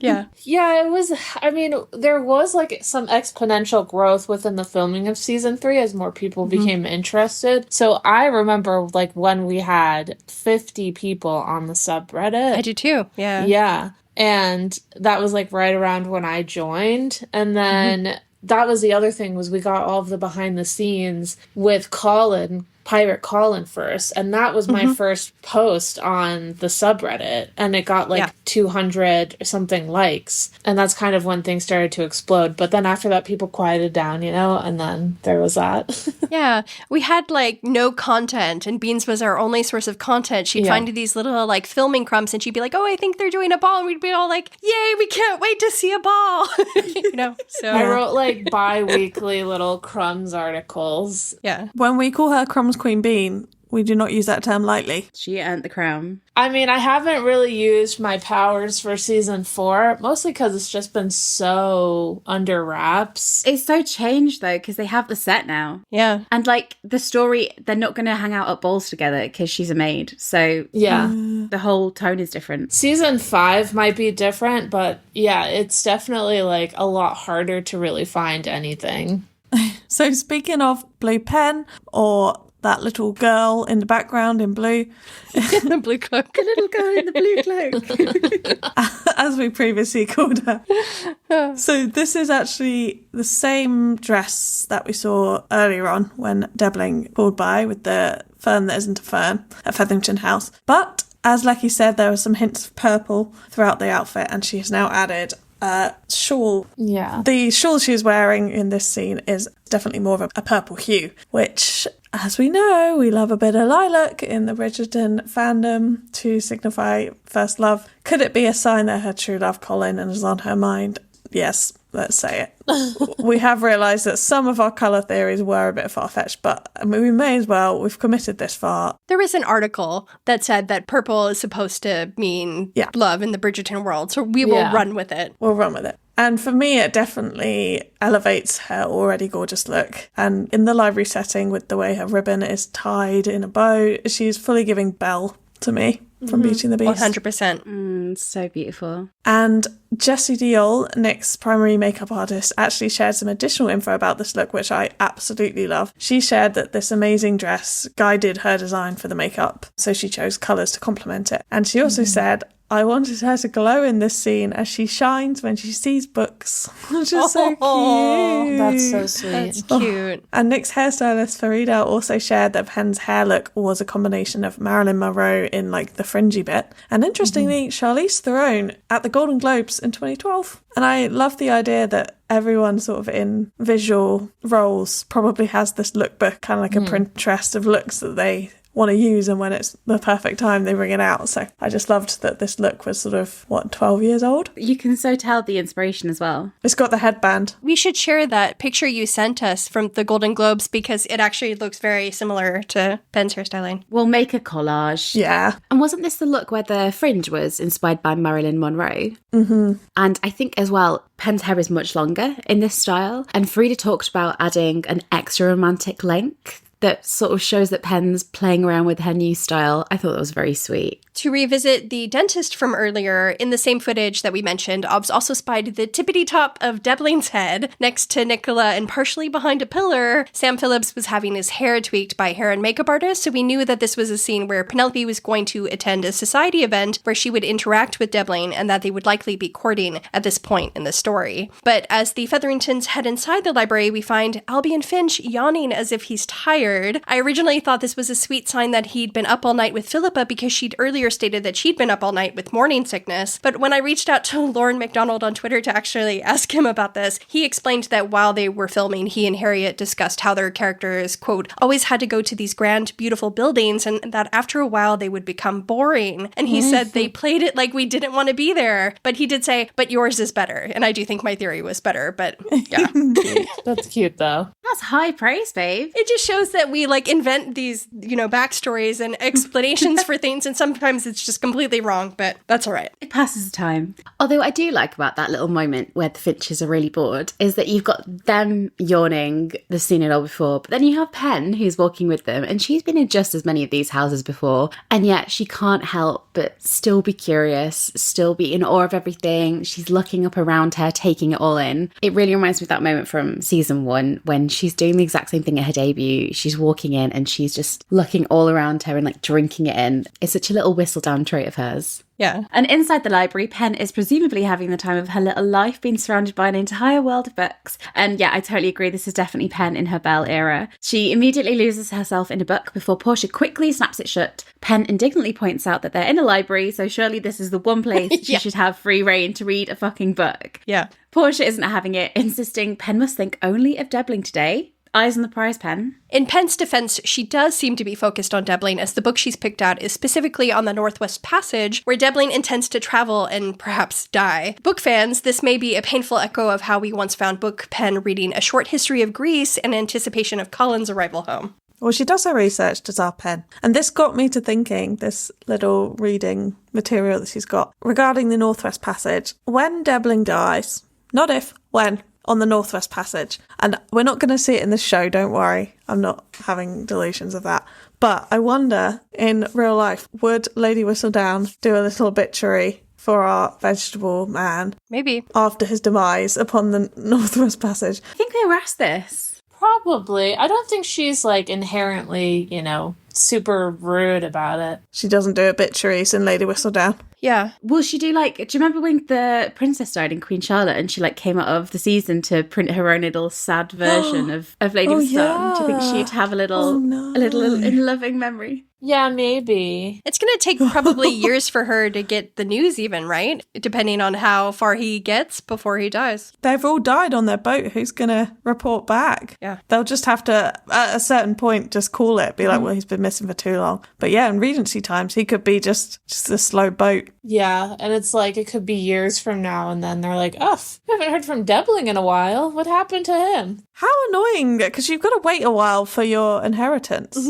20 years later, he should have been back by now, surely. It is interesting, though, this is completely off topic, but the thought of how, regardless of news, it still gets to everyone anyway. I think about how when people back in colonial times would die and everybody would end up finding out. Sure, it'd be a week later, but gossip lives on with everyone. It's not just women. Everyone loves a little bit of gossip. Maybe she'll do an issue where she talks about the expedition that's going to be sent to find out what happened to him or whatever after several years go by. No, don't go. They're going to die too. Perfect. But on the topic of books, it's an interesting point that Portia makes here, saying that Debling may feel unmanned and superfluous if Penelope displays the extent of her true intelligence. This is pretty prescient when we look towards Colin's reaction to finding out Penelope is Lady Whistledown. Colin even exclaims to Pen, "Then what good am I to you?" when he feels superfluous within their relationship. Let me just tell you something before we move on. If any man or if anybody in your life tells you you need to dumb yourself down for a man, they are not the man for you. Woo woo. Any partner you have, if they're just oh, it would be better if I was less smart. Because I've been there where I'm maybe if I was less smart, if I was less like well-read, things would be easier. But no, it would be easier to manipulate you. Do not let yourself feel like you're any less for somebody because you're smart. Anyway, we can continue. Thank you, Beans. That was really profound, as always. Well, let's put that depressing thought out of our minds as Lord Debling walks over to say hi. On the other side of the room, the Bridgertons have arrived with a sad Colin in tow. Samadani has also tagged along, much to the indifference of Fran, who is already searching the room for someone else. Who could it be? Yes, and... Shh. Oh, sorry. Oh, okay, sorry. What a Fran podcast. Yeah. Make your criticisms as quiet as possible, please. So, I have to say that Fran's love triangle frustrates me. I'm not really a big fan of a love triangle anyway, and I nearly avoided the last Bridget Jones film because of that. But it turns out it's not a love triangle. Oh, I did. I don't want to see it. Okay, there is a widow. You can't see a widow. We've talked about last episode about how depressing the widow situation is. We can't go through that again. Yeah. There's a widow, but there's no love triangle. They're distinct relationships. Fair enough. But yeah, I wouldn't advise Lecky to watch it. Given that she seems disappointed at her kiss with John and that the show is presenting her more as compet rather than two different loves, or even just generally, it seems pointless to have Lord Samadani at all. I literally have heard nobody talk about Lord Samadani as a character. It's strange that they spent time on that to me. It does his actor an injustice. Like, what was the point of this? Thank you. Yeah. I don't know. I think it was just, for me, I feel like it was more to have the queen be more involved in something this season. And so that's why they wrote it, so that she could feel like she was in control. I think that's the only reason why it was there. Gonna pick someone else. Yeah, but I agree with Veg's frustration that I almost wish the queen had been focused on Penelope this season, just to add more chaos and more layers to that conflict. I just feel, and I feel like we said this at some point, but I feel with Fran and John and Michaela, like we already have the person before the person. No offense, John. No. I don't know. It just doesn't really come to... And I don't think it was needed, really, by the time you get to the second half of the season. I suppose it gives you an opportunity to, like, see Fran and see what she's interested in, to see her reject, like, this noisy life. But I also kind of feel like you saw that in earlier suitors. I love David Mameni. I just kind of always... There's a lot going on in the season. I always kind of forget about Samadani. Mm-hmm. So Colin's been searching the room for somebody. I can't find the script, so I can't tell you who he was looking for. Oh, yeah, there he is. And he quickly spots his pen, happily chatting with Lord Debling, or so he thinks, apparently bonding over that bloody Northwest Passage book. I do appreciate how the shot is framed, though. This is an exact version of the shots we saw in season 1, as Penn had to stand and watch Colin with Marina, but I still feel sorry for him. Penelope doesn't even like ferns. I love this scene. And I just can't stomach how gorgeous she is when she looks up at Debling in that shot that was in the part 1 trailer, and how both he and Colin didn't propose right there and bloody then. I will never understand. And as for Colin, he's wearing a shiny, velvety looking blue suit paired with muted golden. Can we argue it's maybe a mournful yellow? Maybe. Yeah, I will. In his cravat and his Osterley waistcoat, which we will see him again wearing later this episode during the Queen's Ball and the carriage scene. All spoilers for next episode of the podcast, not of the show. The man is suffering, and I have to say it's his distracted and pained expression, which is, of course, giving me the most joy. I agree. He just plays it well. Yeah, it's not because I inherently enjoy him suffering. It's the acting that I'm joyful about. Yeah, and I was thinking about this earlier. Luke just looks so good when he's brooding. Like, when he's acting that way and he's just, like, in thought and upset. He just does it really well. And that's what I liked. But I also love a yearn, because I long to be yearned after, so. Oh, I'd yearn over you if I had a heart. Oh, thank you. Speaking of heartless, Eloise makes a break from her family and joins up with Cressida, who isn't feeling quite as chipper. Elle cracks a joke when Cressida confesses that her dad is trying to marry her off to one of his aged friends. Here we see the problem with Elle in that she doesn't really listen, and she isn't being a good friend to Cressida in this moment. Elle does seem to learn from her mistakes, as we see when she later calls on Cressida the next day, but obviously this is not what Cressida wants or needs to hear. She's a very patchy friend in season 3, isn't she? No one's perfect. Well, back to Colin, and we find him catching up with the Lord Squad, aka Stanton and Wilding. Stanton is still bitter that Colin's been getting all the attention over the balloon, but asks if Colin wants to grace the squad with his presence. He didn't say the words what, but grace the squad with his presence if he's not too busy fending off admirers. Stanton is like the precursor to like Taylor Swift. Because the squad are in pursuit of some revelry. And when they say that, they mean they're just going to go hang out at Will's.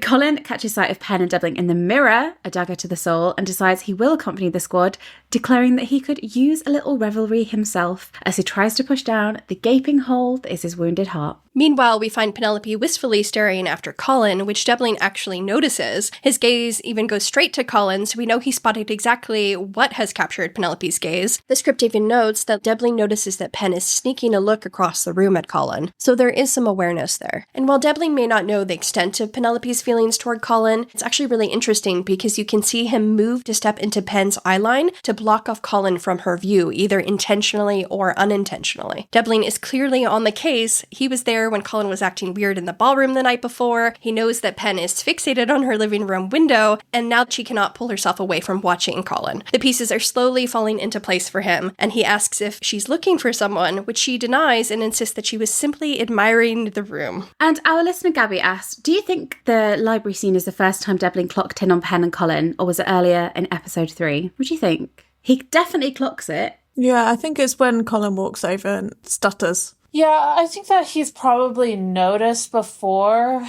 You know, I don't think it's necessarily come out of nowhere. Because he noticed at the Innovations Ball when Colin, like, walked up to Penelope and he walked back. I think that was maybe his first thing of, like, what is this? You know? And then now, because he's around Penelope more and he's, like, actually pursuing Penelope, he's starting to notice more and more, like, oh, you guys are around each other a lot, and he's not also courting you, so what the hell is this? Yeah, I feel like during the Innovations Ball is maybe when he starts to really pick up on the connection between the two of them, and that's kind of reinforced here. Yeah. But I still think he doesn't realize that their connection is something more than friendship until the Queen's Ball. Yeah, he doesn't realize the extent of it. I kind of think at the end of episode 3, because it's such a big spectacle that Colin made, I think he probably thinks Colin has a thing for Pen, but it's only now that he's kind of like, oh, yeah, she has a thing for him. Pen has it back. Because he's like clocked the window thing, and that's kind of ticking in the back of his head, and now he catches her looking at him.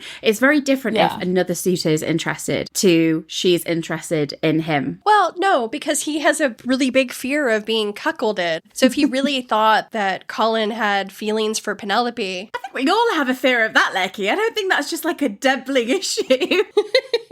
I mean, we do, but not everybody does.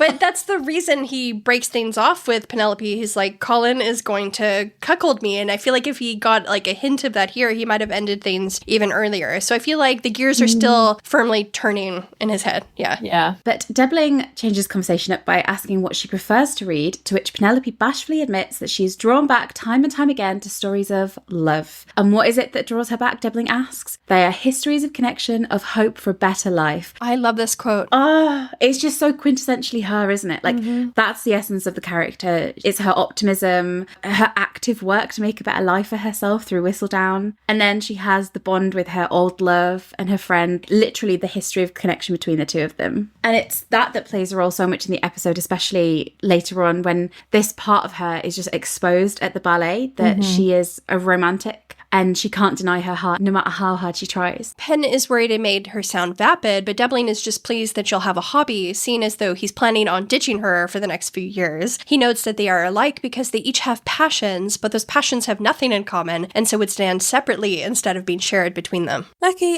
I'm really loving the way you're talking about Doubling this episode. Yeah, I feel like he's not a bad person, but this episode emphasizes why he's not for Penelope. You know what I mean? Right. On the topic of why he's a bad person, I would just like to point out another fault in this scene too. Did he have to wait until she talked about liking love stories to bring up the fact that he might propose? Did he have to wait till then? No. No, he didn't. He's like, you love love stories. Great news. Yeah, have I got a love story for you? Let's have a marriage of convenience. Yeah, and then he's like, of course I won't love you, Pen. Idiot. Men are trash. That's why I'm dating a woman now. I know. And the, like, little psychologist in me, amateur, I've had no training, no schooling, nothing. Armchair psychologist. Or perhaps humanist would be better, I don't know. I just feel like he also says those things as a way to protect himself, because as we know from Sam Phillips, he's been hurt before. Devlin asks Pen if there are any novels in which the man goes traveling for a very long time and dies, and his wife is very happy to stay behind tending the Fern, estate. Doesn't say dies. Yeah. Oh, this line is so tormenting because the answer is evidently the Odyssey, which just makes complete clowns of how much time we were like, oh, in season 3, they could have Parallels. Pen and Colin being the Odyssey. And it's like, no, have Debbling instead. Pen once again tries to force her mind into the driving seat, saying that perhaps if she had her own interests, they both could be happy. Ugh. And as we say, Debbling offers her a practical match, but a happy one.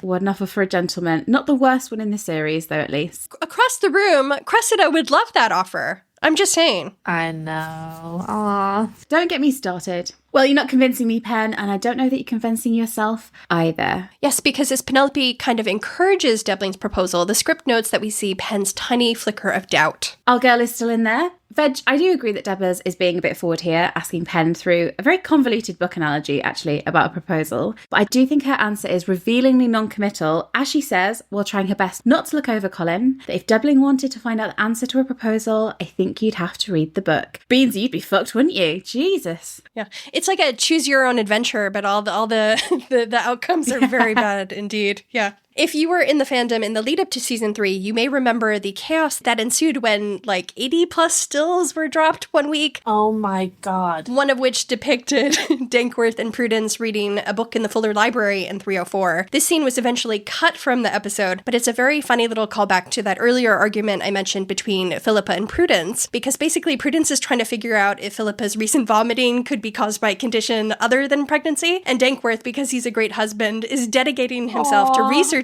alternative ailments, including dropsy of the pancreas, the expansion of the gallbladder, and a dispirited liver. This in turn sets up Philippa's later comment at the Queen's Ball, where she says that her sore chest is definitely not a sign of dropsy of the pancreas. Earlier in this scene, Portia also rushes to close Penelope's book when she finds her reading, and there is a similar moment after this point where Portia abandons Debbling and Pen to tell Prudence that a medical text is not proper reading material for a lady. Well, it might help with baby making. Also, although Portia chastises 2 of her daughters for reading at the Fuller Library, if you look closely in some shots, you can see that Portia herself is reading a book, so she is a bit of a hypocrite. So there ends our lovely library. I say lovely, it's actually a very stressful library scene. But our lovely friend Purple Cat Doctor said, and I thought this would be an interesting moment to bring it up, she said, episode 4 is so iconic and the carriage scene was so much more incredible than I could have imagined. My only gripe, and the reason that this episode isn't my number 1, is that Polin don't interact until over halfway through the episode when Colin interrupts the dance. If Pen and Colin had spoken to each other early in the episode, what do you think might have transpired? And I've said from the moment this came out, this is my favourite episode, but this is the one thing that I wish we'd had included. Like, I feel like there is a beat missing where they needed to speak to each other. Maybe, but I don't think it would have resulted in him confessing his feelings still. I think it was always going to lead up to... No, I think it wouldn't have.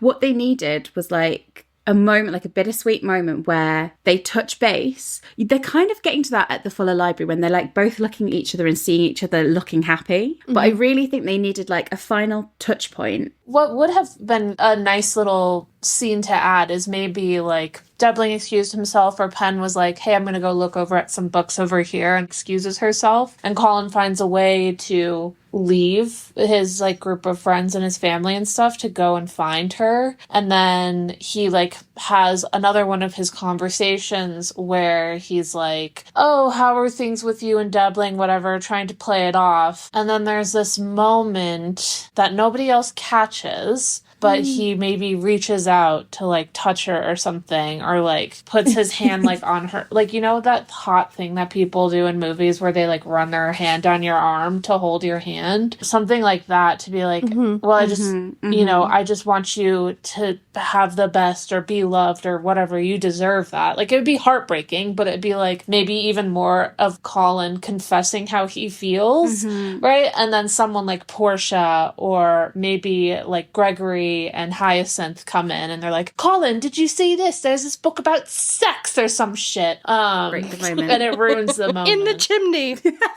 Oh my God, I'd love the idea, because the way I've always envisioned it, it's like heartbreaking because they both can't reach each other. Yeah. And I like the idea. Imagine if Colin had been like, I just want you to be loved. Right. And she thinks, oh, he's pushing me to Debbling. But at the same time, she knows that she won't find love with Debbling. So that kind of keeps that tiny little bit of her questioning, like, this isn't right. Right. And when he reaches out to touch her, it might be this feeling of like electricity, you know, for her. And it like further solidifies her realizing that Debbling and her maybe not be the best. Yeah, while still keeping a distance between the two of them that feels like they can't be together. So creating this is despair. I wonder if a conversation like that would be too similar to him saying, I care very much for your happiness. But I do really like the idea of, like you just said, of like an electrically charged moment between them, especially on Penelope's side, because we don't really see that from her until the carriage scene. We don't really see her kind of reacting to him that much, to his physical presence. So it'd be really cool if they'd had like an interaction where they were just standing there in the library, just mostly in silence, where they can't really figure out what to say to each other. They're no longer even stumbling over their words. They're just kind of existing parallel to each other, but they can't reach each other, except maybe Colin tries to like touch her hand, or just his arm scrapes along hers or something, because they're standing next to each other, and Penelope feels that moment very deeply. Another thing that could have happened too is, again, she goes out and she's like looking at other books and stuff, and Colin like sort of comes up behind her to the point where they're almost touching, like his stomach to her back or whatever, and he makes some comment about a book that she's read or that she's reading, but it like also alludes to her relationship with Debbling, or he says something like, do you find that book to be of your taste or your interest? Fulfilling. That is a romance. Or a book that they both read, because like that's their shared connection. And it's not like this is your own thing that you're just going to have to enjoy in silence. Yeah, I like that if he mentions a book, especially if it's a romance, because it shows that they're actually both romantics and that they belong to each other. Right. I think if there were an added scene, there has to be a part of jealousy there on Colin's end. So even though there's like a sense of vulnerability, if she has this like romance novel and Colin leans over her shoulder, maybe that was better than belly to stomach. Very romantic. He like leans over her shoulder, so like his mouth is almost in her ear, you know, so it's kind of hot, and he's like, oh yeah, I loved that book too, except more like flirtatious. And then he goes, do you think Debbling would be interested in this? Is this the type of book he likes, or something like that? Like there has to be a little bit of that jealousy there, because it has to like knock Pen out a little bit. It also challenges Pen to think of Debbling in those terms and to realize that, you know, he's not for her. Right. I think no matter what the scene would have looked like, I agree with Purple Cat that we did need an extra moment between Pen and Colin, especially in this half of the episode. Yeah. For me, I think I would have really liked some kind of bittersweet moment for it to feel like, despite how we as an audience know how they both feel for one another, we see them just not quite being able to reach each other. And they're both sort of on this path that's propelling the rest of the episode. And it would have to send Colin spiraling into thinking he's lost her. Like maybe it's him accepting that and her accepting that their paths are diverging, and it sends him into this moment of chaos before he finally takes action later. But yeah, just one last heartbreaking Polin moment for me. Well, it's looking great for Pebbling and not so great for Polin. So how is our boy going to handle his feelings? By hitting up the brothel, apparently. Lovely. Ugh. Eat a hot dog. Yeah, there are different options, Colin. Don't get your hot dog eaten. Eat a hot dog. Well, don't worry, he won't get that done either today. And even lovelier, it's another cherished reshoot. Oh. Do you remember this getting spoilt in advance? Yeah. Well, we knew that there was going to be one brothel scene, and we were like, that sent us into meltdown. And then I think it was an advanced screener. I think someone who got an advanced screening was like, nope, there's two. Yeah. And all we heard was that Colin can't get it up. That was the entire context. Yeah, and I met a Colin Cialis meme or something. Yeah, you coped with humour, as you always do, like. But it ended up going out on Daily Mail because it was like an unofficial article. Or was it the Mirror, maybe? No, it was a brothel because I was like still holding up. Beans, totally understand. In England, the Mirror is also a similarly trashy publication. Oh, you mean the newspaper? Yeah. Oh. My bad. No, not your bad at all. How earnest. Oh. It was so earnest. She was like, Yeah. No, not the mirror scene, Veg. Pay attention. We're not there. But Sorry. Lecky, what brothel crumbs have you managed to uncover for us? from what I remember, there really wasn't anything memorable about the first brothel scene, so I didn't take any notes on it beyond marking that it was there in the scripts. But for this one, as we mentioned earlier, we get another cutscene of Colin restless in bed before he went to the brothel. The one that we've just been talking about. Yeah, very exciting. But hilariously, after it says that Colin turns to his side, shutting out thoughts of her, of Penelope. Great. We then immediately cut to the brothel where it says, quote, Colin is with a new set of Regency sex workers. And I found that phrasing absolutely hilarious. So he's in bed thinking of Pen. So he's like, what can I do to push these feelings deep down? Yeah, cut to new set of Regency sex workers. Not even the same ones. Yeah.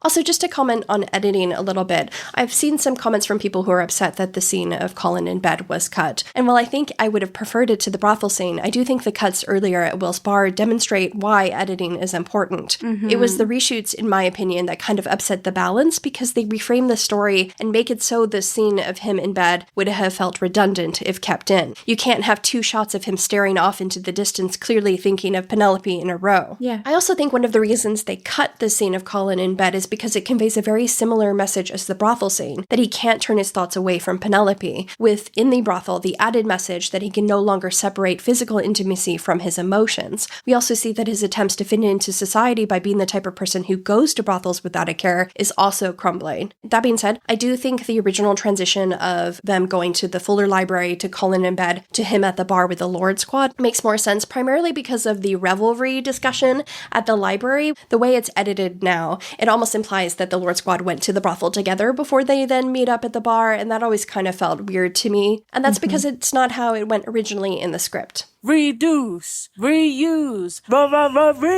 reshoot. Also, for those who are confused about why the brothel scene and the cutscene are in the same script, it's a production draft, which is basically the most updated draft. And then when they have reshoots, they also add those into the most recent draft of the script. It's kind of the same thing with The Willow, as we mentioned earlier, where they have a note where they say everything that takes place under the tree was a reshoot. In this case, we know that the brothel scene was a reshoot, even though they didn't have a note on the page, because of the change in Colin's styling. Anyway, the script notes that it's hot and all, but Colin's head and parts are not in the game. All he can think about is Penelope, so he pulls back. And as the Regency sex workers get down to business, Colin is staring into space, thinking of Penelope. The man really loves a threesome, doesn't he? We kind of touched on this in 302. I wonder if maybe the reason he tries to connect with multiple partners is because he feels like the act of sex is more intimate when it's one person, and he's kind of like creating a separation there. Which is the distance that he feels in intimacy anyway that's tormenting him. Right, right. Or just trying to catch up with Ben's tally, maybe. It is him trying to step into the stereotype that he's trying to emulate, but it's breaking him. We'll get into our thoughts on the brothel scene in a moment. But first of all, we have something very difficult to discuss with you all, dear listeners. If you listened to our last episode, you may remember we made quite a big fuss over 303 being the very last time we ever saw the pirate coat. Honestly, if only you knew how long me and Lecky spent researching different sea shanties, comparing them. We then rewrote the lyrics. We battled over rewriting them to try to get them perfect. And then we commissioned Beans to sing the outro. Beans accidentally thought we'd commissioned her to produce an entire song. So spent hours producing a track before we were like, we just need you to sing, Beans, like the past 60 episodes.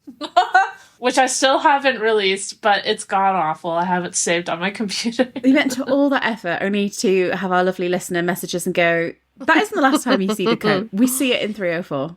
For fuck's sake. So, Veg, what is he wearing when he's still managing to wear clothes, we mean? Yeah, so we put our hands up. We did make a mistake. Pobody's nerfect. Colin has rescued his pirate coat from the clutches of whoever took it at the Hawkins Fair and has put it back on for one last depressing outing. So our funeral, as I've said, last rewatch was in vain. Waste of fucking time. Yeah, and in our defense, and luckily for me, this scene doesn't exist in my mind. But you know what? The dirge sound effect would be just as appropriate during the second brothel scene, in my opinion. So we will include it somewhere.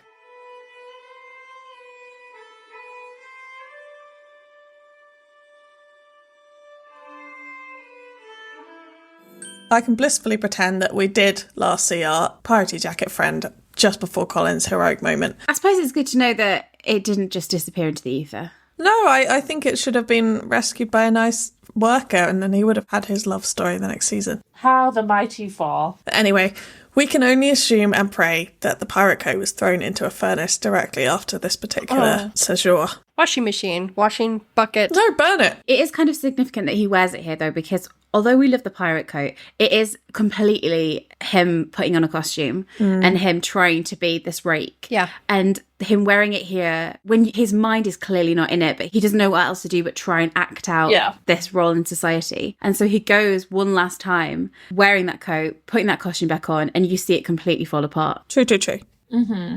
I also kind of like that he's wearing this. This is literally the same outfit he wears during the promenade in 302. And he's wearing the remarkable shade of blue waistcoat at the beginning of the episode. And well, we know that Luke Newton had choice in his costuming every day. He kind of chose what he thought Colin would wear. I feel like it's kind of significant that these looks are all tied to moments with Penelope. Yeah. And I know a lot of people want to see this coat again, maybe at the masquerade, but I don't really think it would be best placed there, like what you said. He is dressing up in the masquerade, so if it's a costume, I guess it can be a costume in the other sense of the word, but nah. So other than the coat, Colin is re-wearing, as like you said, a blue and brown waistcoat. Yeah, his promenade waistcoat, isn't it? Tragically, and also his usual shirt, trousers and watch fob combo. Old reliable. And I have nothing good, I know you're going to ask us later, but I have nothing good to say about this scene except good job, Colin, for prepaying, because they said, hey, you've already paid. So you can't knock him. Also, he doesn't schedule another appointment, but kind of leave it up in the air whether or not he's actually going to show up. Because if you remember in 302, they're like, oh, you're coming back for your next appointment or whatever next time. And then he's like, we'll see, kind of stringing them along. They're working women, Colin. Well, we know that this is Colin's dying attempt at pushing down his feelings for Penelope and his feelings about how he loves love. But it's an attempt that utterly fails, which I guess brings us to the big discussion point. How do you feel about the second brothel scene? We know it's a reshoot, so it was added into the story pretty late on. And one of our listeners, Nick, said, I fear I cannot be objective. I cannot see the reason behind the brothel scene. Would love your thoughts. The night out with the Lord Squad shows Colin struggles with trying to fit into society's expectations, but that underneath it, he craves more than superficial encounters. Would that not have sufficed? As in, we don't need the brothel scene when we have the night out. What do you guys think? Yeah, I also feel like they didn't need it. And I understand the arguments that a lot of people make where this shows that he craves emotional intimacy and he can now no longer divorce that intimacy from Penelope and from love. He can't just like have these casual encounters anymore. They have deeper meaning to him. Yeah. However, I feel like they already kind of convey that through other means. And we already know that he loves Penelope. I don't need to see him rejecting this opportunity to have sex with other women to know that he feels this deeper, more meaningful connection with Penelope, because to me it's obvious in other scenes. And it didn't even need to be like a brothel. It could have been like someone comes up to him in the gentleman's club and says, kind of like the Ambrosia scene that was in the original 307 episode. Oh god, there was going to be a third scene. The Ambrosia scene should have been here instead of having it before his wedding. It should have been here. Yeah, I like that suggestion. If they had managed to somehow reshoot it and rework it so that he was out at the club with his friends and they paid for Ambrosia to approach him and he brushed her off because he can no longer consider other women at this point. I would have liked that here. And it would have had like a big significance because that's him turning away from it in public as well, which is even like more of a statement to his Lord friends, opens him up for mockery or whatever. Yeah. But he still does it. You know what? I don't like the episode 2 brothel scene. I just don't like it. But I kind of can see what they're doing here. It doesn't bother me too much. I think we definitely could have lived without it. The same points are definitely conveyed in the Lord Squad scene. But I do think Luke does a really good job of portraying, like you can see he's just lost, completely and utterly lost. And I do love the scoring as well. Can I reveal something controversial about myself? I have never really been super offended by either brothel scene. That's fine. I mean, I'm not offended by it. I was going to say that I actually feel the reverse in that I feel like the one in 302 makes more sense to me because Lady Whistledown almost challenges him and pushes him into it. Where at this point, I feel like we know so much about his character and his feelings for Penelope that I don't need to see him reject other people in order to kind of pick up what the writer is already communicating. Exactly. And I think that's what they're trying to convey with Colin Colin is like he's trying to put on this persona of, oh, it's just sex, it's not romance, it's just sex, it's not romantic or personal, and he's not like that. I'm not saying like, oh, I'm so happy they're in there. To revisit the 307 Ambrosia suggestion that Beans made, I wonder if it would also have worked in a way if they had reshot the scene where Ambrosia approaches him. Maybe she doesn't come onto him as strongly as she did originally, and he like almost sort of entertains it, but just with like a tight smile, but he's really not interested, but he's kind of just subtly performing to his friends that, oh, you know, I'm like you, but he's still not entertaining the idea either. And we can see on his face that that's because he's thinking of Penelope, and I feel like that could have worked here. Right, and then also like some coaxing from his friends, or like they're saying like, oh yeah, Bridgerton, like see those like... Let's see those stories in action kind of thing. Yeah, let's see the stories in action. Then the scene in Will's bar could just proceed as it already does in the script, where he eventually snaps at them. You know what I mean? We are going to come back to the brothel in a little bit, actually. It kind of comes up in a roundabout way, but yeah, I think... I see what it does. I don't mind it that much. I think if I had to pick up other scenes to get rid of, I would probably start elsewhere. But let's cheer ourselves up by popping out to the shops. Where are we heading, Beans? So we're in Woburn. Is it Woburn? Woburn. Sorry, in Massachusetts. In Massachusetts, it's Woburn. Woo woo. Oh, cute. We're in Woburn Walk in London, which is actually a real period accurate street that production dressed up to look like a shopping street of the time. But Ovs, you actually have an interesting story about this scene, don't you? I do. I was there. If you squint in the background. You were. We talked about this a lot in our Last Crumbs episode before season 3 came out. We talked about it. But basically, they were just filming in a public place. And you could just go and watch what they were filming. It's just when they said, like, start filming, you just had to go out of shot. So if you look in the background, you can see there's, like, camo-covered barriers, or, like, orange barriers that they covered in leaves. And I'm just kind of tucked behind there. Mm-hmm. And in between shots, they just were letting people, like, walk through the set. It was really strange. But, like, you could just fully walk on through. So it's like a public pathway. Yeah. So I could kind of see this scene being filmed, specifically the bit of Victor Ali strolling purposely down the street. He kind of storms through and then he goes out of the shot. And they did this scene over and over and over again. Which is how we guessed... Yeah, go ahead. Sorry. I'm just excited. I love this story. We guessed at the time that Victor Ali was going to be John. Like, that had not been confirmed. It wasn't even confirmed until... Ever. Like, after part 1 came out. But yeah, ever. But we'd figured it out. And so we just had this clip of John storming down the street looking like purposeful. We spent hours talking about how much we were like, is it a stride? Is it a stroll? Is he walking with purpose? Is he walking out of anger? But that was the thing, though. Like, he was the focal point of that scene. Like, he was the only person walking with that gait, I suppose is the best word. Yeah. Even from where we got the behind the scenes footage from Ovs, you could tell that he was the most important part of this scene. Like, he just stood out. Yeah. But it didn't occur to us that it had anything to do with Fran. We all thought it was like some lady whistledown drama that maybe he was responding to because he looked he had a mission. We thought it was from 308 because it was right at the end of filming. We didn't realize it was a pickup. Hilariously, you'd actually photographed Hannah and Victor as well, but we didn't notice until way later. We were far more distracted by the man going by on his horse, which I think we mentioned in a previous episode. There's a man who rides past like the exterior of one of the shops. Yeah. And it's actually like, I think it's when Alice is on the way to the Modiste in episode 302. And we were very fixated on the guy on a horse. Mm-hmm. Oh, Lord. Like, that's the horse. Happy Crumbs memories, guys, eh? But yeah, it was right at the end of filming, pretty much 2 years ago this week. Wow. Can you believe it? That's crazy. Happy memories. But what's going on, Lecky? Fran and Violet are out shopping together, talking about Lord Samadani, until Francesca brightens up as she spots John and asks Violet if she knows the family. Apparently, she doesn't know them well, and they are a reserved bunch. Fran makes an immediate bolt for John at this, as Violet says in surprise, "Are you interested in him?" And I just love that the idea that his family is reserved, like, sets her sprinting across.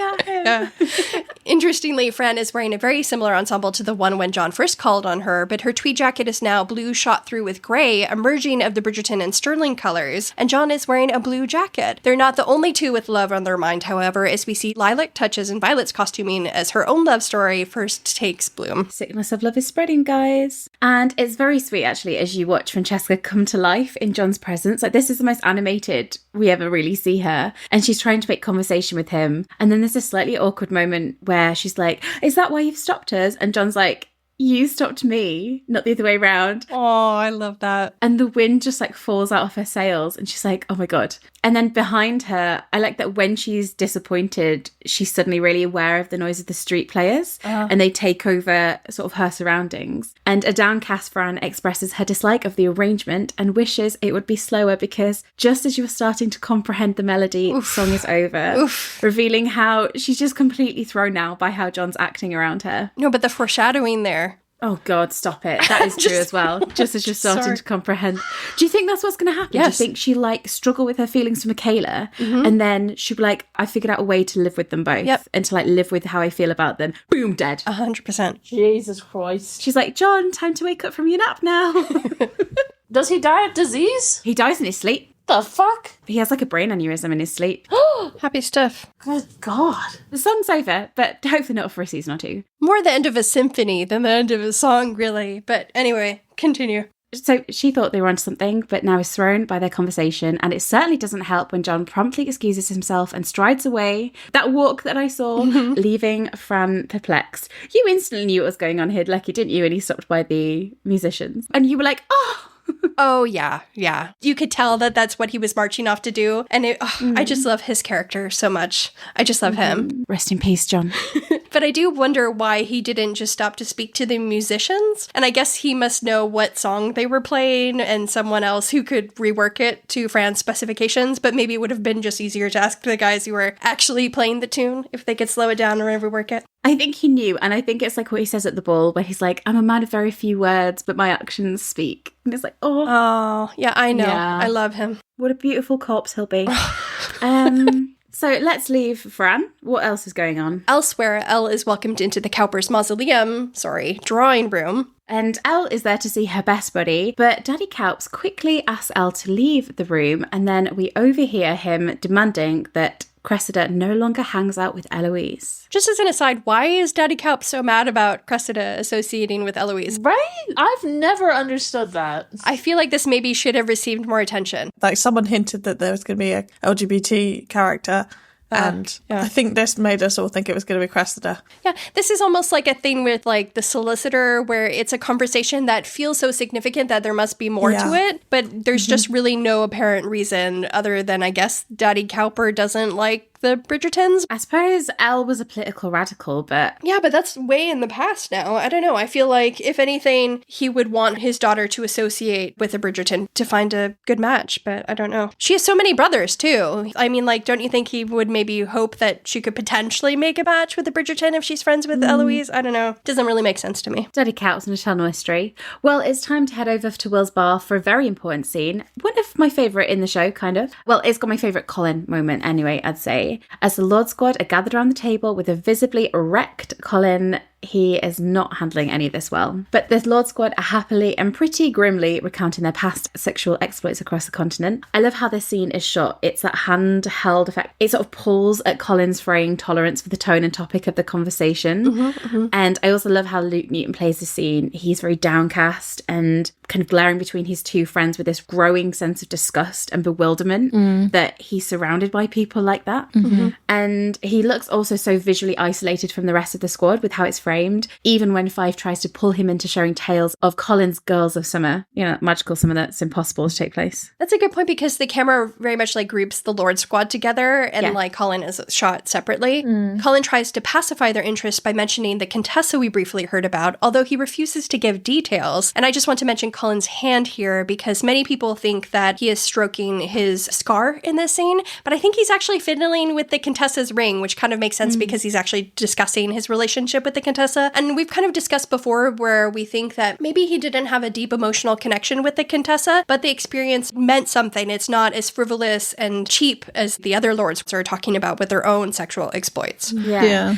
And you also have to think that the brothel scenes were added in as a reshoot, which means that this was the narrative originally. The Contessa, yeah. We didn't know about any of his other exploits, but like we knew the Contessa was a real thing. And it's like you say, like, yeah, he didn't love her or whatever, but it clearly was a physical experience where there was some kind of emotion there. Yeah. Or it meant something, or he learnt about that kind of relationship between intimacy and sex and emotion and everything. Yeah, it doesn't necessarily mean he had feelings for her, but he doesn't see it as cheap. Yeah. And doesn't view these connections as shallowly as his friends do. And the Lord Squad push for the sordid details, but Colin resists, saying, a gentleman must keep some things to himself, to which Wilding says, oh, come now, I do not see a gentleman amongst us. And then we get Colin's iconic line with his finger. I concur with you there. And God bless his little finger wag. It's just my favourite. I love him in the scene. Could have been so awkward, and it is awkward because he's isolated and they're laughing at him, but you feel really proud of him for sticking up against them. And it's not just them, it's everything they represent about him and their place in society, and him finally reacting against that. The Lord Squad are silenced by Colin's cutting remark, and Colin looks around and continues by saying, forgive me, but it is tiring, is it not? The necessity imposed on us to remain cavalier about the one thing in life that holds genuine meaning. Do you not find it lonely? And our lovely listener Tiff said, for the most part, Colin is a bit of a mess the entire episode, angry and lost. But the scene where Colin talks about the loneliness of the Regency ideal of man and how he issues it is one of my favourite scenes in the whole show, and it sets Colin apart from the other male main characters. I totally agree. I really love it. I think it's so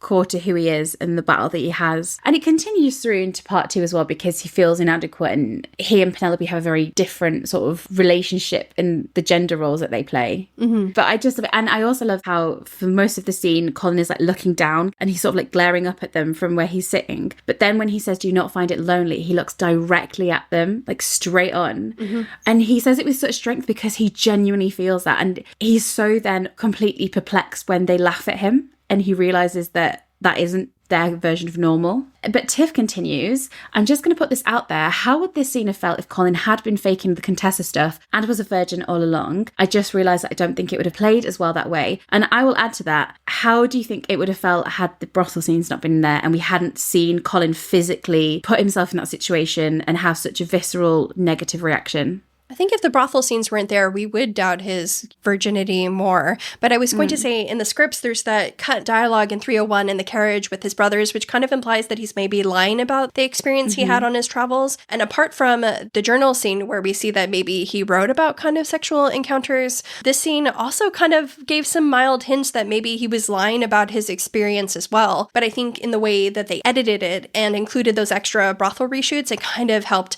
change the narrative along with the journal scene to present that he did have experience. Yeah, I think for the version of Colin that we see in season 3, it'd be weird if he was still a virgin, I'm going to be honest. But I think people are definitely still think he's full of shit because he was such sort of like a goody two-shoes, you know? And so they can't really believe that he would be that debaucherous, I would say, with his sexual exploits. Yeah, I think he's still lying only in that he's making his connection with the Contessa into a bigger thing than it actually was, or maybe even more of a scandalous thing than it was, just because that's what his friends want to hear. But I just feel like there are some glimmers in the way that this scene was written and how that original carriage scene in 301 was written that makes me think that maybe Jess Brownell, especially because she originally envisioned Colin as a virgin when she started season 3, that maybe those scenes kind of show hints of where their thoughts were in mind for this character originally. Yeah. But I feel like with all the other changes and additions and reshoots and the journal scene in 302, they changed that. I do think it's important that he had the physical experience. It's different to have the theory of what love and intimacy and sex means to you and like the ideal of what that could look like versus having had that. I think he needed to have that experience and to be utterly bewildered by how he was left feeling. Yeah. I agree. Because he knows then that like there's something so different in how he navigates that then can't make sense until he's with Pen. Yeah. So I think you do need the contrast. But instead of the Lord's Squad agreeing with him or even showing like any compassion towards him, they simply laugh at him. It's devastating, and you can tell Colin is left feeling even more lost. This isn't just about him losing Pen either. This is about him losing him and who he has tried so hard to be. And then when he was trying to be that person, that makes him feel even more unmoored by that pretending. And I think it's him trying to reconcile that he is different to how society expects him to be. He's sensitive, romantic, loving. And like with Penelope, this episode is about Colin's entire worldview and his belief system. It's not just about this person that I'm in love with. And he shrinks back into himself as the men laugh. And I think it's such an important scene in telling this story for Colin and to really drag him to such a deep low. But Lek, what else do you have about this scene? Do you find anything in the scripts? There was a lot cut out of the sequence, so I'll get into it, but I will preface this by saying this is an example of why I think the editing process and cutting some of those scenes kind of makes sense and is better for the story and the characters. But anyway, to start off, when Alice asks Will if he's certain he can't come to dinner at the beginning of the sequence, she originally points out that the neighbors have invited the children as well and jokes that it could be a, quote, rare treat to watch Daisy fling her food in front of company. Well, I think they wanted to perhaps hurry this entire sequence along to maintain momentum. I think this dialogue sets up and reinforces some of the later conflict we see between Alice and Will in part 2, where she basically accuses him of not dedicating enough time to their children, and we actually receive another example of that here in the script. Another reason why I think this may have been cut is because it also suggests that the Mondriches are having some success adapting to society and making friends, when the whole point of their arc is that Will won't be accepted until he sells the bar. But to focus on the Polin of it all, instead of cutting to Colin sitting with the Lord Squad, the script originally depicted Colin's entrance into the bar. He basically nodded to Will before joining the other lords, who not only made derisive comments about the emptiness of Will's club, with Wilding likening it to a desert. Colin then defended Will by saying it made more space for them. But then Fife poked fun at Colin for helping Penelope, saying, well, at least you have joined the men instead of caretaking for the helpless chits of the Ton. Anything to say on that, Obs? Look. Well, Fife is going to do much worse than this, guys. Gotta warn you now. Oh, I was going to say, yeah, Colin forces himself to laugh along with this not so funny remark, which I'll tell you now is not the worst thing that Fife says in this episode. I'm sorry, I'm going to stop you there, right? Can you imagine if they'd have had Colin laughing at that joke about Pen? Yeah. Like, no. Oh, you can't. Like, have we learned nothing? Yep. He also does worse in the original script, because as Lord Stanton and Wilding brag about their exploits, Colin glances around the bar, a bit repulsed. It says the boisterous, laughing lords, their bravado, the tales about women they've allegedly conquered. Ugh, I love that little script aside. But the writer also continues by saying that Colin tries to hide his discomfort when questioned about his own experiences before he finally snaps. But at the end of the scene, after Colin's outburst, the sequence continued for quite a bit in the original script, because basically Colin goes to buy drinks for the Lord Squad to apologize for his rudeness, telling them that the next round is on him. Can you imagine? Like character growth. Oh no, actually, let's put it back. So I think that is why this was cut, because who on earth would want to see Colin apologize to the Lord Squad in this scene? Plus, Colin then goes to the bar and he ends up chatting with Will, and the conversation that they have is a little on the nose. Basically, a gloomy Will misinterprets a remark from Colin and guesses that Colin knows that he is, quote, expected to give up his passion now that his son has a title, to which Colin replies by saying that he admires a man who does not give up on his passion. Clear setup for the eventual Lady Whistledown drama in part 2.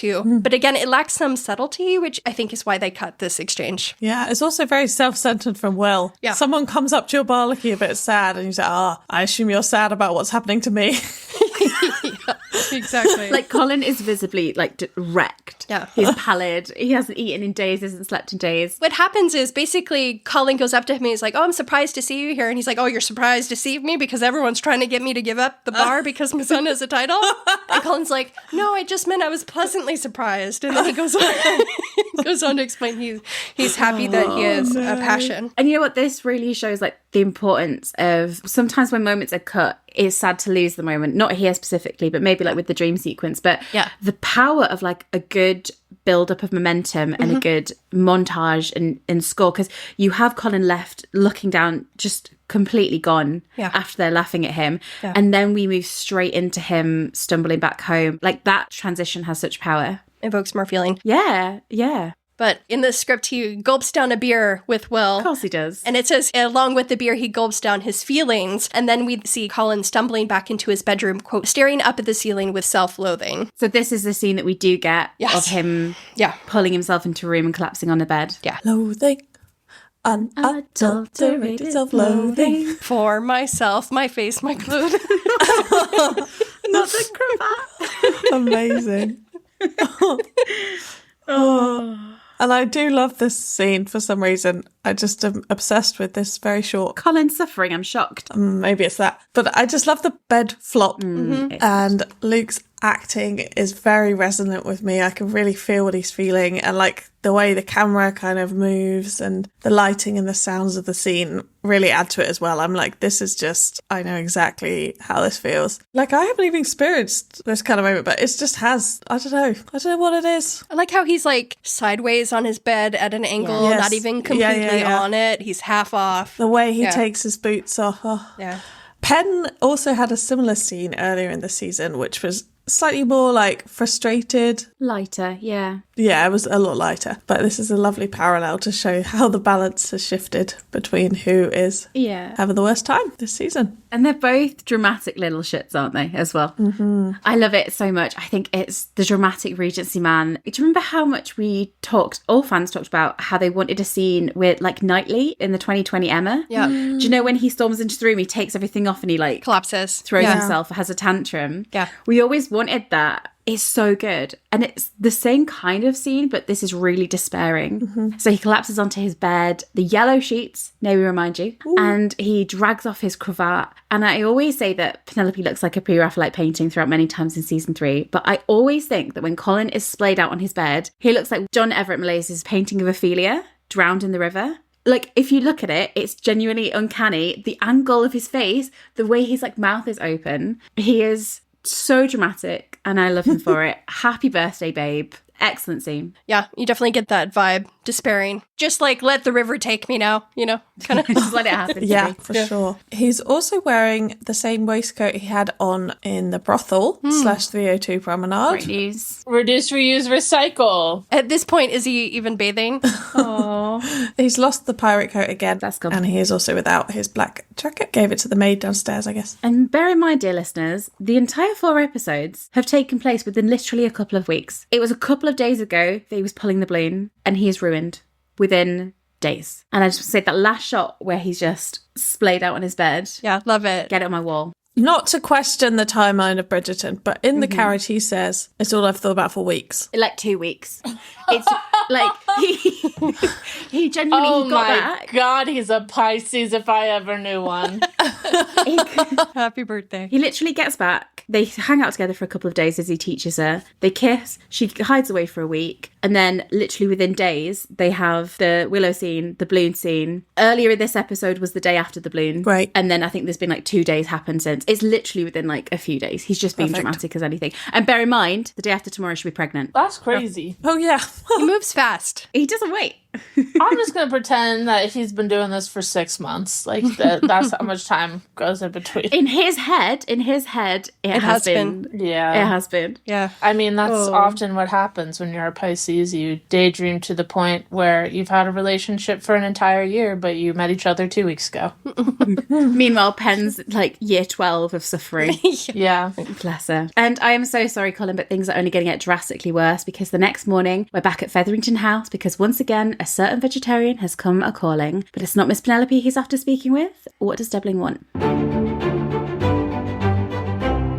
As a very beautiful Penelope, absolutely gorgeous Penelope, sorry, I have to correct myself there, nervously paces outside the closed drawing room doors, Debling is inside asking Portia's permission to propose to her daughter. Penelope snaps to attention as the doors open. Out walks Debling, who simply says Miss Featherington, before the two smile and bow and curtsy to one another, and then Pen watches as Debling leaves before heading straight in to speak with her mother. And I feel like you can even at this point sense her anxiety. I feel like her anxiety grows throughout the entire episode, but you can see it in the kind of the nervous nervous breaths she takes here. And the score is still playing. I love that song that's sort of underplaying it all. But before we chat with Portia, we have to talk about Pen's look here. We absolutely do. This is, in our humble opinion, one of Pen's best looks in the entire season. It's particularly overlooked, I think, but her dress here has a lovely floral detailing climbing from the base of the dress all the way up to the chest. Like the dress she wore earlier, this episode it's a blue fabric, but it is, again, a little bit, in between. Mixed. There's some dimension there. Could these Bridgerton blue looks be hinting that she's not ready to give up on our hero, Colin? Sure, yes. Well, we did get a couple of questions about her costume here because many people are fans. Mm-hmm. Our listener, Murphman's Mama, said, the entire glam look after Deborah emerges from the drawing room is incredible. It's one of my absolute favourites of the season. Mm-hmm. And I wonder if anyone else got the feeling this is maybe a Lady Debling vibe because there's a heightened sense. It feels different. So there's a heightened sense of maturity or something extra Pen about this. And I'm confused / charmed about it. So I would say that I don't think it's Lady Debling because I think that would look very different palette. But I think it's a very romantic Penelope trying to break free. I love that. Yeah. And Veg, this is something that you've picked up with the hair as well, isn't it, that she has? Because, again, it's quite a distinct style for her. Yeah. And the hair stood out to us from day one. Like, I remember seeing the clip. People thought it was a carriage hair. It was really quick. We had Portia saying, like, you've done well, Penelope, and her looking a bit shell-shocked. And we said, why is her hair so, like, free and fluffy? And that is what sort of the goal was. The intention. So her hairstylist, Verita Guedhar, says that this hair look was designed to be soft and romantic and purposefully fluffy, though it was still sticking to the Hollywood-style DNA that Erica Ogfest designed for Pen this season. And the fluff does really add to the romance, like the makeup as well, with Jess Deal saying she designed it to emulate timeless romance. And so it reminds us that, Pen is still that soft girl that we know and love. She's in there. She's in there. Yeah. She's not dressing like a kind of demure wife. And if you contrast her against episode 3 Pen, who always had a hair tie back when she went back into society. Yeah. Very pulled back, very restrained, very tidy, very sort of fitting in. And over the episode, as she's battling with how she feels, it's falling down. Loosens. Until we get that super romantic hairstyle at the ball. So I think rather than it being like a Lady Debling, I feel like it's true Pen battling to come out. Leaking through, yeah.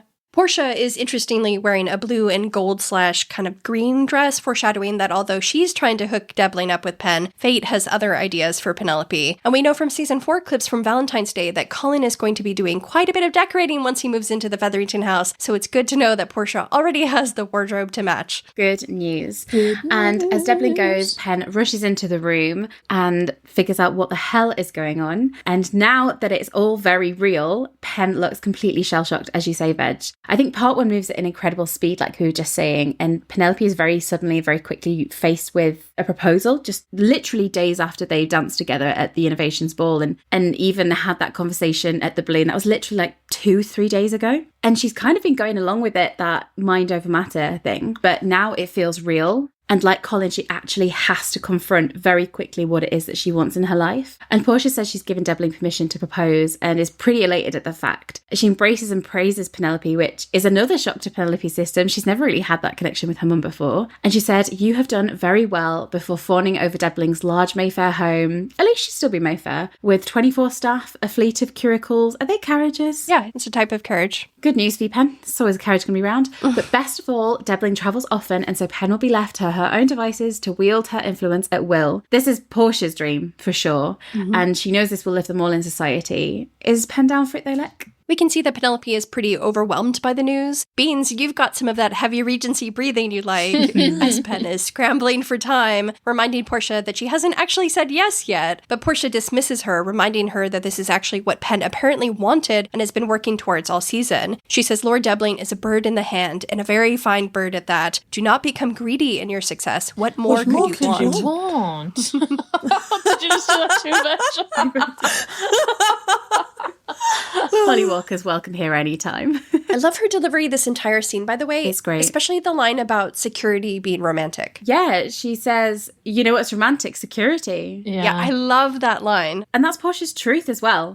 Yeah. She's saying, what more could you want? And so much more, you might say. And Portia knows it too. She knows exactly what Penelope's focused on, and she chastises her for holding out for love. Apparently, this is the reason that Portia's always discouraged her from reading, which we've seen throughout the seasons. Love is make-believe. It's only in storybooks. And what truly is romantic is security. And if Pen won't accept that and be smart, Portia will for her. Pen babe, you're running out of time. And our friend Purple Cat Doctor said, Portia says if Pen won't make the safe decision to accept doubling, Portia will make it for her. Do you think this is why she tells the world and his wife about the upcoming engagement? If so, it certainly backfired, because that's ultimately why Violet knew and gave Colin a nudge. Poor Portia, although it turned out for her in the end. Yeah, she was going around town, mouthing it off immediately. Yeah, I feel like the moment Doubling expressed interest in proposing, she was like, this is the reality we now live in, and she's not going to entertain another reality. And that's why she's so upset when she reads Lady Whistledown the next day and realizes that Pen has subverted her expectations. Oh my God, literally the next day. It's not so funny. Yeah. Well, thank goodness she was gossiping, because otherwise Colin wouldn't have heard about it from Violet. That's a good point. Yeah, gossip doing the good work. Yes. And it does force Pen into that position where she has to sort of figure it out really quick. But later that evening, we find a deeply contemplative Penelope sitting in her night dress and gown, waiting to get ready for the Queen's Ball. And as she ponders her future, Pen examines herself in the mirror with her hair fully down and in a robe. The look she gives herself really resonates a lot with me. She's literally looking at herself in a new light.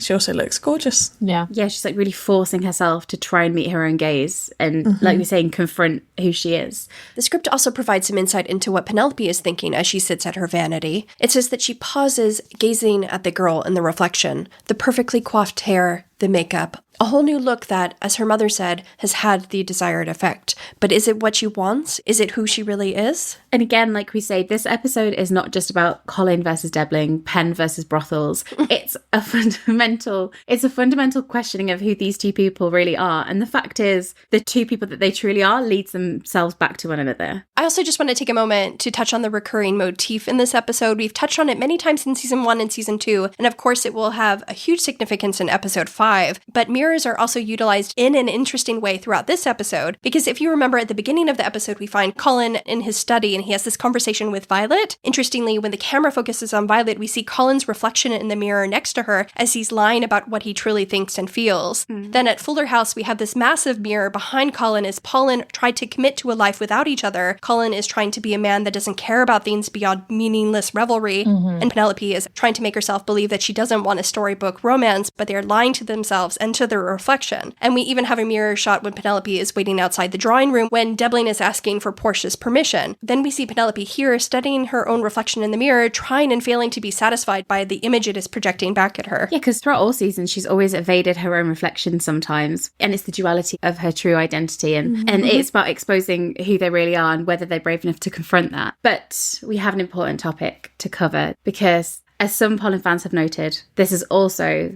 the last time we glimpse Debbling's little love fern / asparagus / a lily plant. the lily plant. Yeah. We've had questions about this. Yeah. Tiff said, what happened to Debbling's plant after 3 or 4? Discuss. I love that. Discuss. Discuss. It's a very serious matter. And Erin said, I think Debbling gave Pen a fern, and that is just more proof that Debbling is a time traveller because love language of ferns didn't exist until the Victorian era. Long live Beans' conspiracy theory. What do you think she did to the fern? The fern was an innocent party. She's binning it. That just feels a bit harsh. Just Ray quietly tidied it away, I think. It died and she threw it away. Yeah. Maybe Ray threw it out because she sensed where things were headed or Yeah. where Yeah. things had gone. You know what I mean? When Penelope returns home very disheveled that night, she's like, I better get rid of this, you know? Definitely. I don't know. Who could she have palmed it off on? I don't know. Just throw it in the bin. She could have re-gifted it. It's either that or it ended up in the garden. The garden, yeah. Or Ray took it home for herself. Yeah, maybe she treated herself to it. Yeah, maybe she loves plants. Hope she doesn't have cats. Something like that. Yeah. It went away. Yeah. Very discreetly. Also, maybe she's constipated because apparently it helps. Oh, yeah. Maybe someone downstairs is constipated and she goes, you know what? There's a Fern upstairs. pooping fern. Yeah. Yeah. Well, good news, Colin. He'll be thrilled to hear it. But how is he doing? Over at Bridgerton House, Mrs. Wilson is helping Violet get ready to leave the Queen's Ball, and a broken shell of the man, who we know as Colin, our birthday boy, staggers down the staircase, unshaven, bedraggled, very much not ready for a ball. He tells his mother, I wanted to tell you I should like to stay home tonight. Luke plays this moment so well. You can feel his pain. Do you know how he breathes out that line? And he's just exhausted. I also like the little shared look between Violet and Mrs. Wilson as they take in their sight of him. Violet walks towards him and remarks with a bite, oh, you do not look well. Was it you I heard lumbering in the hallway late last night? Caught out, babe. Looking well he is not. What's going on, Veg? Well, Colin's collar may be high, but his spirits most certainly are not. We see Colin in his suspenders, braces if you're British, whatever your nationality is. But, like, we haven't seen many braces on Colin. They're a great pair as well, aren't they? Yeah. A little yellow and blue, because of course they are. And his shirt has a lovely ruffle on it, like his metaphorical feathers. Oh, babe.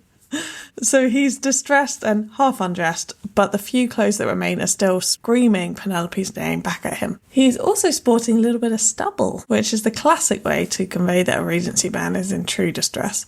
There's nothing better, is there, than an upset Regency man. Yeah. This is one of my all-time... Upset man. Yeah, you just like to see a sad man. This is one of my all-time favourite scenes in the entire show across all seasons. Firstly, I've always loved the bond between Violet and Colin, and they always seem to hang out on this little staircase together. Oh, yeah. They have the little scene in 104 and then 106. Very sweet. Colin tells her he's well, but Violet is far from convinced. Her thirdborn is a wreck, and she knows it. She then tells him, I'm going to have to read the whole thing because it's so good.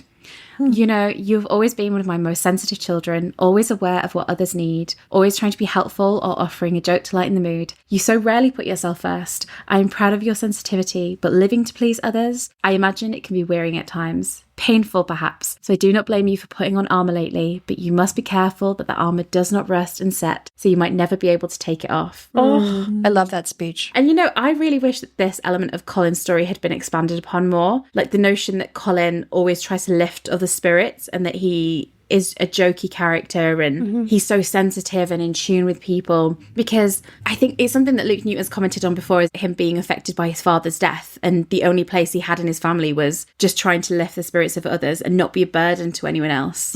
But knowing he's more sensitive than his brothers are and carrying that with him. But I'm really glad that Violet sees that within him, and we have this moment where she tells him that being sensitive isn't a weakness, it's his superpower in a way. After this, the script says that Colin looks at her, his armor very much on, not ready to hear this, maintaining a stoic facade. Colin replies, my head is bottle weary, forgive me for lashing out. I should simply like to rest this evening, to which Violet nods, disappointed, seeing she's not going to get through to him. So I love the way this is played, because it says that his armor is very much on, but I think the way Luke plays it, you can see the layer below him as well. It's cracking. It's not just like a flat facade. And I think that makes such a more powerful performance. Yep. Yeah. And he says that he just wants to rest. Do you think his plan is to go back to sleep so he can dream of being with Pen? Oh, yes. Yes, I do. How sad is that? Sad. Oh, God. It's where he might find her. Oh, stop it. But then the script describes that Violet gently lobs over a challenge mentioning the proposal. She says, it is only a shame that you might miss the fruits of your labors. I hear that Penelope may be getting a proposal tonight. Lady Featherington will not stop telling anyone who will listen. To which Colin replies, tonight? That is rather quick. She said that with some sass. She does. It's a challenge. Yeah, but also, how many times have people been telling Colin that Penelope's going to find a husband? She's been helping him find a husband. Like, all last episode, he was told like numerous times by Alice, all these people, Penelope herself, and she has. So his whole like theory about that being rather quick is rather silly, if you ask me. Well, Luke Newton did an interview with the Bridgerton podcast for this episode, and he talked a little bit about how Colin was really thrown in this season because he's usually a character who takes his time to think things over. He's very sensitive. We know that he sort of retreats away, he thinks, he comes back, he apologizes or whatever. He goes traveling, he does a lot of thinking, and he's super emotional. And I think what you have in this season is he doesn't have time to think things over. Yeah. And so he's forced into a position where he really has to take action. And so I feel bad for him because his normal instinct would be to go away and think and then to come back and sort of gather himself and have a bit more of an idea. But he literally doesn't have the breathing room. And then I love when Violet throws that challenge at him because she knows him so well and knows how to handle this child, that you see that little flicker come back to him in just the smallest way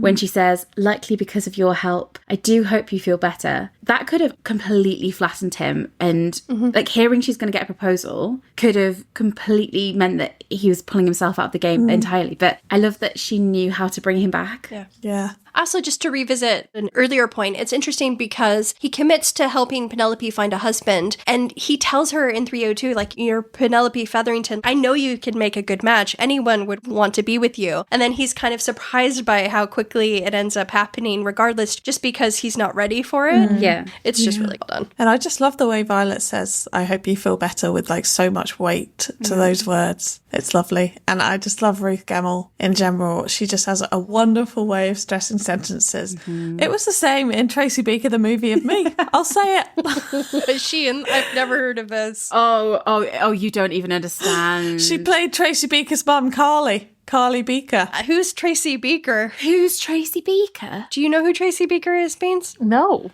She is a British icon. You wouldn't even understand what kind of person Tracy Beaker is. Okay. We'll have to make a Tracy Beaker collage. I have no idea who Tracy Beaker Tracy is. Beaker. You guys don't know who she is? I think you need to bog off. Bug off. And Ruth Gemmell played like the deadbeat mother of all mothers. Yeah. So she's got range, I'm telling you now. Yeah. And she just has a gorgeous tone to her voice and a rhythm that like elevates whatever she's saying, I think. And I did initially write in my notes, please do an audiobook, Ruth. But then I looked it up and she has actually done audiobooks. So you can tick that off your list, babe. Yeah. So she's done Fantastic Mr. Fox and the Twits. Oh. And I think so she's done audiobooks, she's done TV, she's done film. Sounds like being a guest on a podcast is the next step. Hey, Ruth. Please, Ruth. Yeah. Veg, we spoke to Ruth Gemmell at the premiere, didn't we? You like held her hand for a full minute. And thanked her very profusely. Yeah, we had a really intense discussion. I don't know what was happening. About the beauty in the scene, yeah. Because as she was going on, like, people were just like taking selfies with her. They weren't having discussions like me and Veg were trying to have. And I just kept being like, the scene with Violet and Colin in 304 is so beautiful. It's so powerful. As fans, we really appreciate how you've been able to craft these unique bonds between Violet and her children. And didn't I just go on for ages about it, Veg? And she was like, great. But she was so nice about it. She was really lovely. But she does know how much we all love this scene. And it's just so beautifully done. Yeah. It's the way she crafts those unique relationships, even though she's got so many children for her character to deal with. I also really love the music cue as Colin is left alone on the stairs to process what Violet has told him. We hear the very beginning of the Polin theme on piano as the camera pushes in on Colin's face, but the music abruptly cuts off after just a few notes as Colin dips his head, thinking. What a beautiful scene. I love the way it's framed, the way it's lit. It's just like a painting.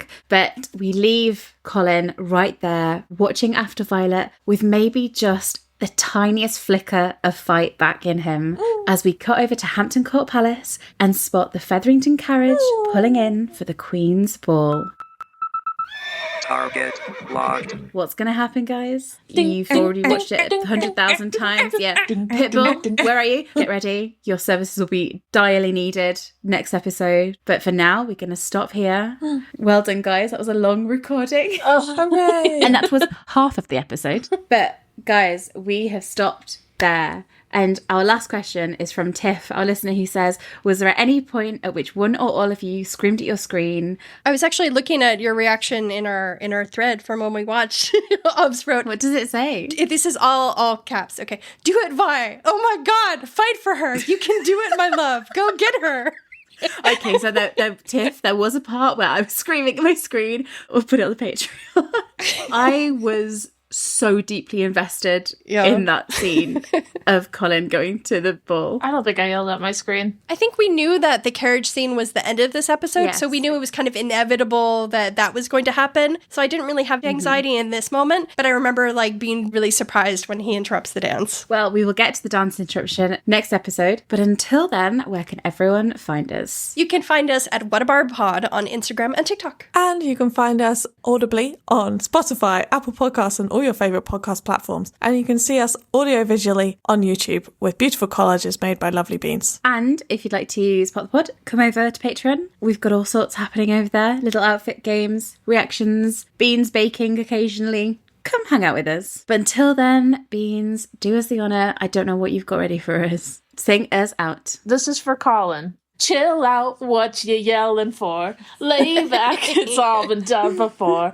And if you could only let it be, you will see I like you the way you are. When we're driving in your carriage and you're talking to me one-on-one, but you become somebody else, around everyone else. You're watching your back like you can't relax. You try to be cool, but you look like a fool to me. Tell me, why'd you have to go and make things so complicated?